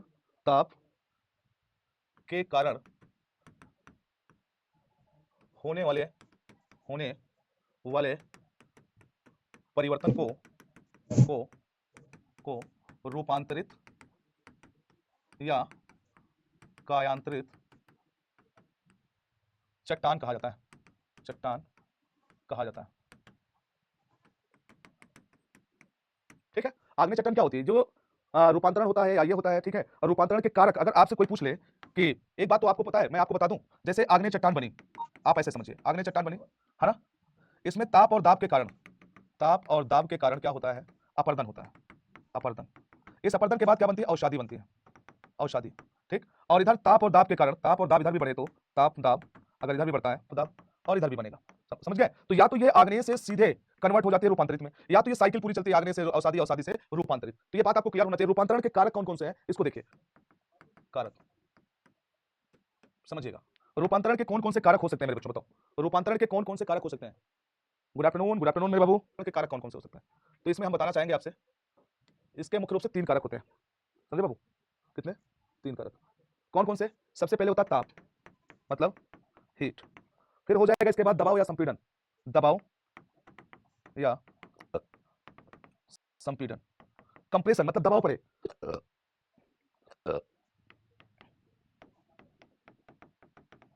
दबाव पड़े। और तीसरा क्या हो जाएगा बाबू? घोलीकरण, घोलीकरण जिसको हम लोग बोलते हैं सॉल्यूशन। ठीक है, ये 3 होते हैं, तीनों को याद रखिएगा, दिमाग में बैठा लीजिएगा। 3 तरह से ये होता है। Sir video problem, video problem है क्या? वीडियो प्रॉब्लम नहीं आ रही क्या? क्लियर वीडियो बताओ, सही है? एक बार बता दीजिए क्या वीडियो प्रॉब्लम है क्या? बीपी बीपी, एक मिनट रुकिए, थोड़ा सा देख लीजिए, वीडियो प्रॉब्लम बता दें।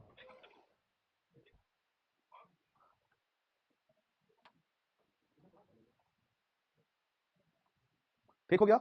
सही हो गया? सही हुआ?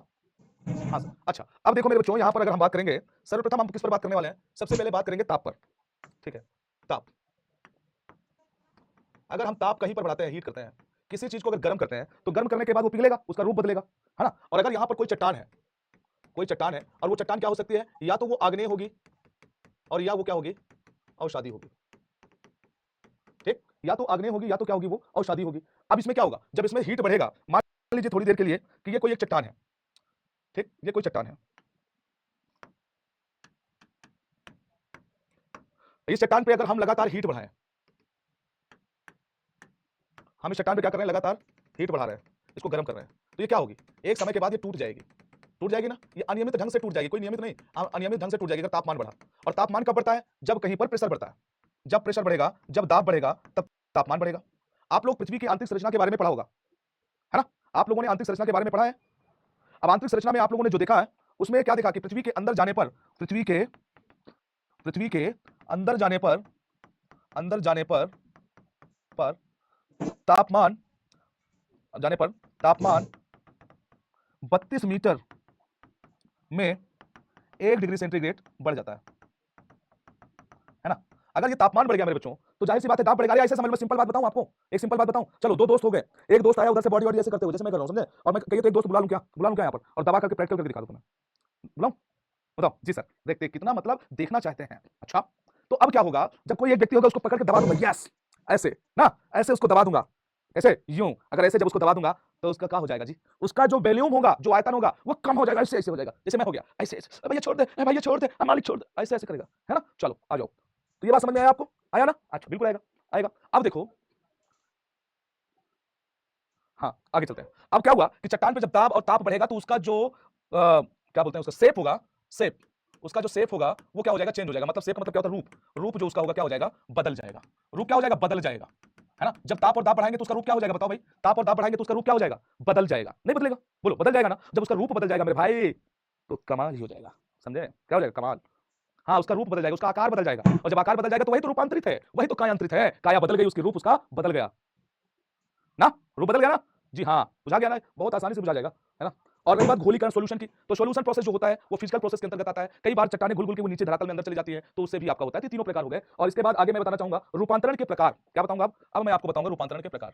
चलिए लिखिए, रूपांतरण के प्रकार लिखिए। रूपांतरण, जो आज का टॉपिक है आपका, ये रूपांतरण के प्रकार है कि नहीं? ये रूपांतरण के प्रकार में आते हैं। अब रूपांतरण के कौन कौन से प्रकार हो सकते हैं? तो देखिए, रूपांतरण के कितने प्रकार हो सकते हैं, तो आते हैं हम यहाँ पर देखने। सबसे पहले है तापीय रूपांतरण। तापीय रूपांतरण, पहला क्या है? तापीय रूपांतरण, और दूसरा क्या है, गतिक रूपांतरण। दूसरा क्या हो जाएगा जी, गतिक रूपांतरण, रूपांतरण, ठीक है। कुछ बच्चे होते हैं मार खाने वाला काम करते हैं, है ना, पढ़ाई करो आराम से। तीसरा ताप जलीय रूपांतरण, ताप जलीय रूपांतरण, रूपांतरण। और चौथा पॉइंट क्या हो जाएगा, जलीय रूपांतरण, जलीय रूपांतरण, बहुत समय, जलीय रूपांतरण, ठीक है। ये 4 प्रकार के आपके रूपांतरण के प्रकार होते हैं, और मैं बता दिया हूं, एक-एक करके बता दिया हूं। ताप बढ़ाएंगे, अरे भैया आपके शरीर को गर्म करते हैं हम। हेलो, जी जी जी, ऊपर रखना है। अरे मैं नीचे क्लास ले लेता हूँ। जी जी, ठीक है ठीक है। हाँ तो कहाँ थे हम लोग कहाँ थे भाई, बताओ कहाँ थे। एक मिनट रुक जाओ भाई थोड़ा सा, क्या होता है।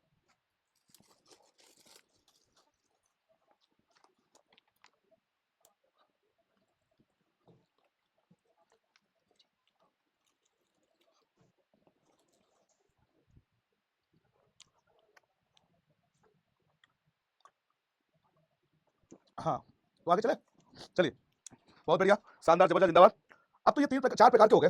अभी चारों प्रकार को एक-एक करके फिर से समझाता हूँ। अभी अभी क्या बोला मैं कि अगर किसी का तापमान आप बढ़ा दीजिए, किसी का तापमान बढ़ा दीजिए, उसका फेस कैसा हो जाएगा, जैसे रसगुल्ला खाया हो, नहीं समझे? रसगुल्ला जैसे हो जाएगा, किसी को गुस्सा दिला दीजिए, गुस्सा हीट में आ जाए वो एकदम, है ना? गुस्सा दिला दीजिए किसी को, और जब गुस्साने के बाद आदमी कैसे बोलता है, "सब चुप, पढ़ाई करो, क्या कर रहे हो तुम लोग? हाँ, ऐसे पढ़ाई होगा?" ये कहते हैं गुस्सा। इसको क्या बोलेंगे, गुस्सा बोलेंगे। ठीक, हीट हो गया ना, मैं गर्म हो गया, यही तो है। उसी तरह से अगर किसी चट्टान में अगर कर देंगे तो उसका जो आकार है उसका कायांतरण हो जाएगा, परिवर्तन हो जाएगा, कायांतरण हो जाएगा उसका।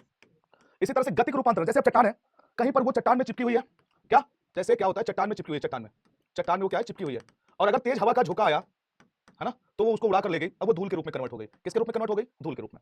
इसी तरह से ताप दाब का हो गया, जल का हो गया, तो ये बहा के ले जाता है। और देखिए सबसे बड़ी बात, जो सबसे इंपॉर्टेंट पॉइंट है वो यह है, क्या, रूपांतरित चट्टान कौन कौन सी होती हैं। तो देखो मैं रूपांतरण बता रहा हूं कि रूपांतरण से निर्मित चट्टानें कौन कौन सी हैं। रूपांतरण से निर्मित चट्टानें कौन कौन सी हैं, बताना है आपको। देखो, तो पॉइंट नंबर 1, सबसे पहले देखिएगा सेल, जो सेल सेल खड़ी होती है ना, सेल से क्या बनता है, ये स्लेट बनता है। क्या बनता है सेल से, ये स्लेट बनता है। सेल से क्या बना जी, स्लेट बना। स्लेट से क्या बना, फाइलाइट। स्लेट से क्या बना, फाइलाइट। अब बताओ, सेल से स्लेट, स्लेट से फाइलाइट, और फाइलाइट से क्या बनेगा, ये फाइलाइट से बनेगा सिस्ट। तो इसका मतलब जो ये सिस्ट है, ये क्या है, ये रूपांतरित चट्टान है, रूपांतरित। देखो कितना बदलाव आपको देखने को मिला, पहले ये सेल था, सेल से स्लेट बना, स्लेट से फाइलाइट बना, फाइलाइट से ये सिस्ट बना, अब ये रूपांतरित चट्टान है। ठीक, ध्यान से देख लेना, गौर से देखना इसको। अब ये क्या बन गया जी, रूपांतरित चट्टान बन गया ना प्रिंस, रूपांतरित चट्टान। अच्छा, अब चलते हैं चूना पत्थर में। तो जब हम चूना पत्थर की बात करेंगे, तो चूना पत्थर क्या है, या औषधि है, इससे क्या बनेगा, संग मर मर। किसके संग, मर मर, किसके संग कौन मरेगा। आने में देर हो गया, फिर से चालू कर दीजिए क्लास, ऐसा तो संभव नहीं है, आप फिर से देख लीजिएगा दोबारा। चूना पत्थर से क्या बनेगा, संगमरमर बनेगा। अच्छा जी, बालुका पत्थर से क्या बनेगा, तीसरा पॉइंट, बालुका पत्थर ना, बालुका पत्थर से क्या बनेगा। बालुका पत्थर से बताओ, जो बता देगा उसको 25 पैसे का नगद इनाम, 25 पैसे का नगद इनाम मिलेगा उसको जो बता देगा। बालुका पत्थर से क्वार्टजाइट, क्या बनेगा, क्वार्टजाइट बनेगा। और ये सब रूपांतरित है, जो लास्ट में सब रूपांतरित है। ठीक है, 25 पैसा नहीं चाहिए, 50 पैसा चाहिए, 1 रुपया। तुम लोगों को तो जाने ना होंगे कि 25 पैसे चलता भी था। अब देखो अगला, चौथा पॉइंट, पता है एक सचिन नाम के हमारे ऑपरेटर महोदय हैं, वो 25 पैसा उनके पास है अभी भी, कह रहे मैं जानता हूं, आप लोग नहीं जानते हैं।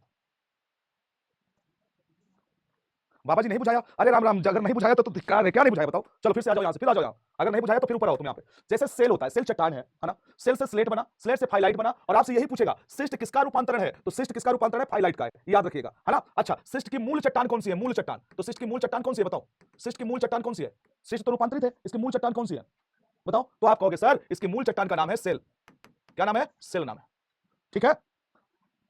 अरे ऐसे समझ लो ना, जैसे मान लो हमारे पिताजी के पिताजी पिताजी के पिताजी, मतलब कौन सी पीढ़ी हो गई, चौथी पीढ़ी में ना। अब वो लोग इतना भाई शिक्षित नहीं थे, पढ़े लिखे नहीं थे, आराम से खाते पीते थे, बाड़ी बनाते थे, ये सब कुछ है ना, लड़ाई झगड़ा लाठी डंडे से होता था।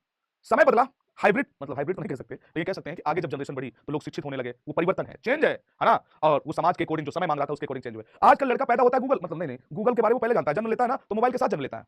लाल कलर में क्या होता है, लाल कलर किसान को कहते हैं, है ना। लाल कलर किसान या श्रमिक होते हैं जो प्राथमिक क्रियाकलाप से जुड़े होते हैं, ठीक है। वो तो आपको 12th में पढ़ाया जाएगा पगलवा। बट आगे चले, कहां थे, बालुका पत्थर से क्या बनाए तुम लोग, क्वार्टजाइट। ग्रेनाइट से क्या बनेगा, नीस। ग्रेनाइट चट्टान जानते हैं ये कौन सी चट्टान है, ये ग्रेनाइट चट्टान वही आग्नेय चट्टान है जो कि पृथ्वी के अंदर मिलती है। इससे क्या बना, नीस बना। नीस क्या है, नीस कायांतरित चट्टान है, ध्यान से देख लेना मेरे भाई, ये क्या है, कायांतरित चट्टान है। और देखिए बेसाल्ट, बेसाल्ट चट्टान है, बेसाल्ट कहां मिलती है? पृथ्वी के ऊपर मिलती है, जो लावा मैग्मा जमता है। तो इससे क्या बनता है? इससे भी सिस्ट बनता है। ये याद रखना, इसमें सिस्ट 2 बार आ चुका है, सिस्ट 2 बार आ चुका है, इस बात को याद रखना। एक सिस्ट यहां बना है, सेल से स्लेट, स्लेट से फाइलाइट, फाइलाइट से सिस्ट, और यहां पर बेसाल्ट से सिस्ट बन रहा है। ध्यान दीजिएगा, बेसाल्ट से सिस्ट बन रहा है। तो ये कितने हो गए? 5 हो गए। अगला चलते हैं, चाक या डोलोमाइट। चाक या डोलोमाइट, यही चीजें याद रखना है आपको। चाक या डोलोमाइट, चाक या डोलोमाइट किस नंबर का है? ये 6 नंबर का। कौन सा नंबर है इसका? 6 नंबर। चाक या डोलोमाइट 6 नंबर। इससे क्या बनाएंगे आप बाबू? यही चीज ध्यान रखना है बबुआ मेरे, इसको बनाएंगे आप संग, संग मर, मर। कितनी बार मर? 2 बार मर। किसके संग? अब जिसके संग मरना हो। यही तो रूपांतरण है। यही क्या है? रूपांतरण। चलो अब ये देखो, 2 बार क्या बना? संगमरमर। चाक या डोलोमाइट से संगमरमर बना, चूना पत्थर से संगमरमर बना। अब 7वां नंबर क्या होगा? किसका होगा? 7वां नंबर देखिए, और यहां पर ये पूछा जाता है आपसे, ग्रेबो से सर्पेंटाइन बनता है। ग्रेबो, ग्रेबो से क्या बनता है? ये आग्नेय चट्टान है ग्रेबो, इससे बनता है सर्पेंटाइन, सर्पेंटाइन, ये चट्टान का नाम है। इसी तरह से 8वें नंबर पे आ जाएगा कांग्लोमेरेट, कांग्लोमेरेट, कांग्लोमेरेट। इससे क्या बनेगा मेरे भाई? इससे बनेगा क्वार्टजाइट, क्वार्टजाइट। अब देखिए क्वार्टजाइट कितनी बार बना है? क्वार्टजाइट 2 बार बना। एक तो यहां पर कांग्लोमेरेट से बना है, और एक कहां बना है? बालुका पत्थर से बना है। ध्यान रखिएगा, 2 बार क्वार्टजाइट बना है, 2 बार संगमरमर बना है, 2 बार सिस्ट बना है, और ग्रेनाइट से नीस बना है। काम खत्म। बोलो वृंदावन बिहारी लाल की जय। समझ गए ना? बोलो वृंदावन बिहारी लाल की जय। 2 बार संगमरमर बना है, 2 बार सिस्ट बना है ना? देखो सिस्ट के बारे में मैं आपको बता देता हूं, एक तो अलग अलग कलर से बताता हूं। देखो एक तो सिस्ट ये बना है, और एक सिस्ट कहां बना है? ये वाला बना है। 2 सिस्ट बने हैं। अगला कलर ले लो, एक क्वार्टजाइट ये बना है, और दूसरा क्वार्टजाइट ये बना है। ठीक, तीसरा कलर ले लो, रेड ले लिया मैंने। एक संगमरमर ये बना है, और दूसरा संगमरमर ये बना है। आपको याद कितने करने? 3, 4 और 5, बस खत्म। एक बार पढ़ के सुनाता हूं। सेल से स्लेट, स्लेट से फाइलाइट, फाइलाइट से सिस्ट रूपांतरित, चूना पत्थर से संगमरमर, बालुका पत्थर से क्वार्टजाइट, है ना? ग्रेनाइट से क्या बना है? ग्रेनाइट से नीस, है ना? ग्रेबो से सर्पेंटाइन, और नीचे क्या है? कांग्लोमेरेट से क्वार्टजाइट, और इधर बेसाल्ट से सिस्ट। बोलो वृंदावन बिहारी लाल की जय। ये आपकी हो गई कहानी डन। ठीक है, हो गई डन, कोई दिक्कत नहीं। चलो और थोड़ा सा मैं कुछ और बताना चाह रहा था आपको। चलो आ जाओ एक बार फिर से। अब हम लोग बात करेंगे, ये कांग्लोमेरेट जो होता है ना, उसे जिप्सम भी कहते हैं, याद रखना। अब हम लोग आते हैं थोड़ा सा और कुछ चीजों पर बात आपसे करने के लिए। चलिए, स्थिति एवं संरचना के आधार पर, किसके? स्थिति, स्थिति एवं संरचना के आधार पर, के आधार पर, आधार पर, वो तो बनावट के आधार पर था ना, आधार पर चट्टानों का वर्गीकरण, चट्टानों का वर्गीकरण। इसको भी पढ़ लीजिए, लगे हाथ इसी में, है ना? इंपॉर्टेंट है। चलो अब इसमें देखेंगे, ये 2 प्रकार के होते हैं। कितने प्रकार के? 2 प्रकार के ना। एक क्या हो जाएगा? एक हो जाएगा अंतर्निर्मित आग्नेय, एक क्या हो जाएगा? एक क्या हो जाएगा? आंतरिक चट्टान, आंतरिक चट्टान, और एक हो जाएगी बाह्य चट्टान। ठीक है, 2 प्रकार में। आंतरिक चट्टान में क्या होता है? जब आप लोग पढ़ते हैं आग्नेय चट्टान को, आग्नेय चट्टान को, और उसमें आप लोग ये पढ़ते हैं कि आंतरिक संरचना होती है ना? ज्वालामुखी की आंतरिक संरचना। किसकी? ज्वालामुखी की आंतरिक संरचना पढ़ते हैं। तो उसमें विभिन्न प्रकार की संरचना पढ़ते हैं, वो सारे चट्टान ही होती हैं। ठीक, जिसमें आप लोग क्या क्या पढ़ते हैं? जैसे laccolith, laccolith, lopolith, phacolith, phacolith, dyke, बांस, ये विभिन्न प्रकार के स्ट्रक्चर आप पढ़ते हैं पृथ्वी के अंदर, पढ़ते हैं ना ये सब। बाय में क्या पढ़ते हैं? ऊपर पढ़ते हैं आप औषधि, सॉरी वेसाल्ट, वेसाल्ट, और फिर इसके बाद ऊपर ही इसका रूपांतरण होना शुरू हो जाता है, और रूपांतरण से फिर औषधि पढ़ते हैं आप। तो ये होती है बाय। ओके, डन है। चलिए, तो आज के लिए इतना ही रखते हैं, फिर मिलते हैं नेक्स्ट क्लास में। तब तक आप लोग अपना ख्याल रखिएगा, थोड़ा बहुत, ज्यादा नहीं, है ना? ज्यादा रखेंगे। अच्छा, आज हम लोगों ने क्या पढ़ा? आज हम लोगों ने रूपांतरित,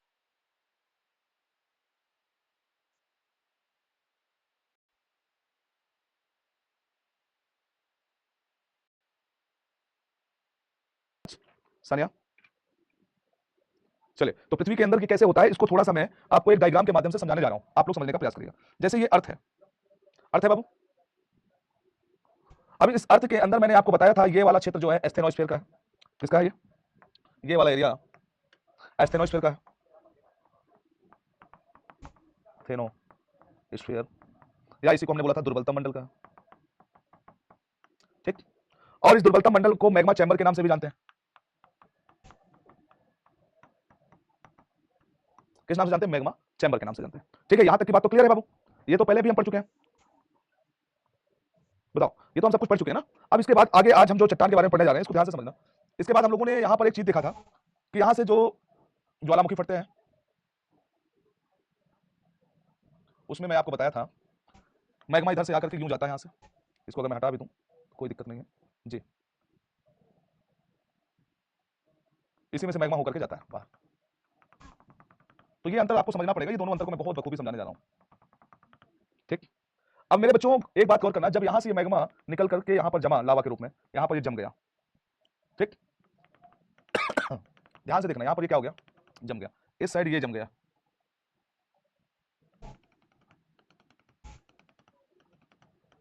इसमें से मैग्मा निकला, यहां पर जम गया, ये पृथ्वी के सरफेस के ऊपर जम गया। कहां पर जमा, ये पृथ्वी के सरफेस के ऊपर ये जमा है ना, पृथ्वी के सरफेस के ये ऊपर जमा है, ये चट्टान कहां जमी है, पृथ्वी के सरफेस के ऊपर। अब मेरे बच्चों जो ये वाला है, इसको क्या नाम देते हैं, इसको नाम हम लोग देते हैं, इसको नाम क्या देते हैं, इसको नाम देते हैं बेसाल्टिक लावा, है ना। और अंदर जो होता है उसको क्या, अब यहाँ पर आप लोगों ने कई प्रकार की आकृतियां पढ़ा है कि यहाँ पर कई दरारें होती हैं और कुछ इस प्रकार की आकृतियां होती हैं, ऐसे कुछ और आकृतियां आप लोगों ने देखा, कुछ ऐसी आकृतियां होती है, अलग अलग तरीके की आपने आकृतियां यहाँ पर पढ़ा है ना, जो पृथ्वी की आंतरिक संरचना में आप लोगों ने पढ़ा है, पृथ्वी की आंतरिक संरचना में, जिसमें लेकोलिथ, लेपोलिथ, है ना, डाइक, बांस, ये सारी चीजें आप लोगों ने देखा है। ठीक, नहीं समझ आएगा तो हम अपना नंबर देंगे, व्हाट्सएप पर भेज देंगे, ओके। अच्छा जी, तो आप लोगों ने ये देखा, जो ऊपर जमा है वो बेसाल्टिक लावा हो गया। अब अंदर जो जमा है मेरे बच्चों, ये वाला, इसे हम ग्रेनाइट कहते हैं, ग्रेनाइट, ठीक है, ये ग्रेनाइट होता है जो अंदर जमता है। अब ये बताओ, ऊपर तो भौतिक और रासायनिक कारक काम कर रहे हैं, यहाँ पर कौन काम करेंगे, भौतिक और रासायनिक कारक काम करेंगे, भौतिक और रासायनिक, पृथ्वी के ऊपर की बात कर रहा हूँ, रासायनिक कारक काम करेंगे यहाँ पर।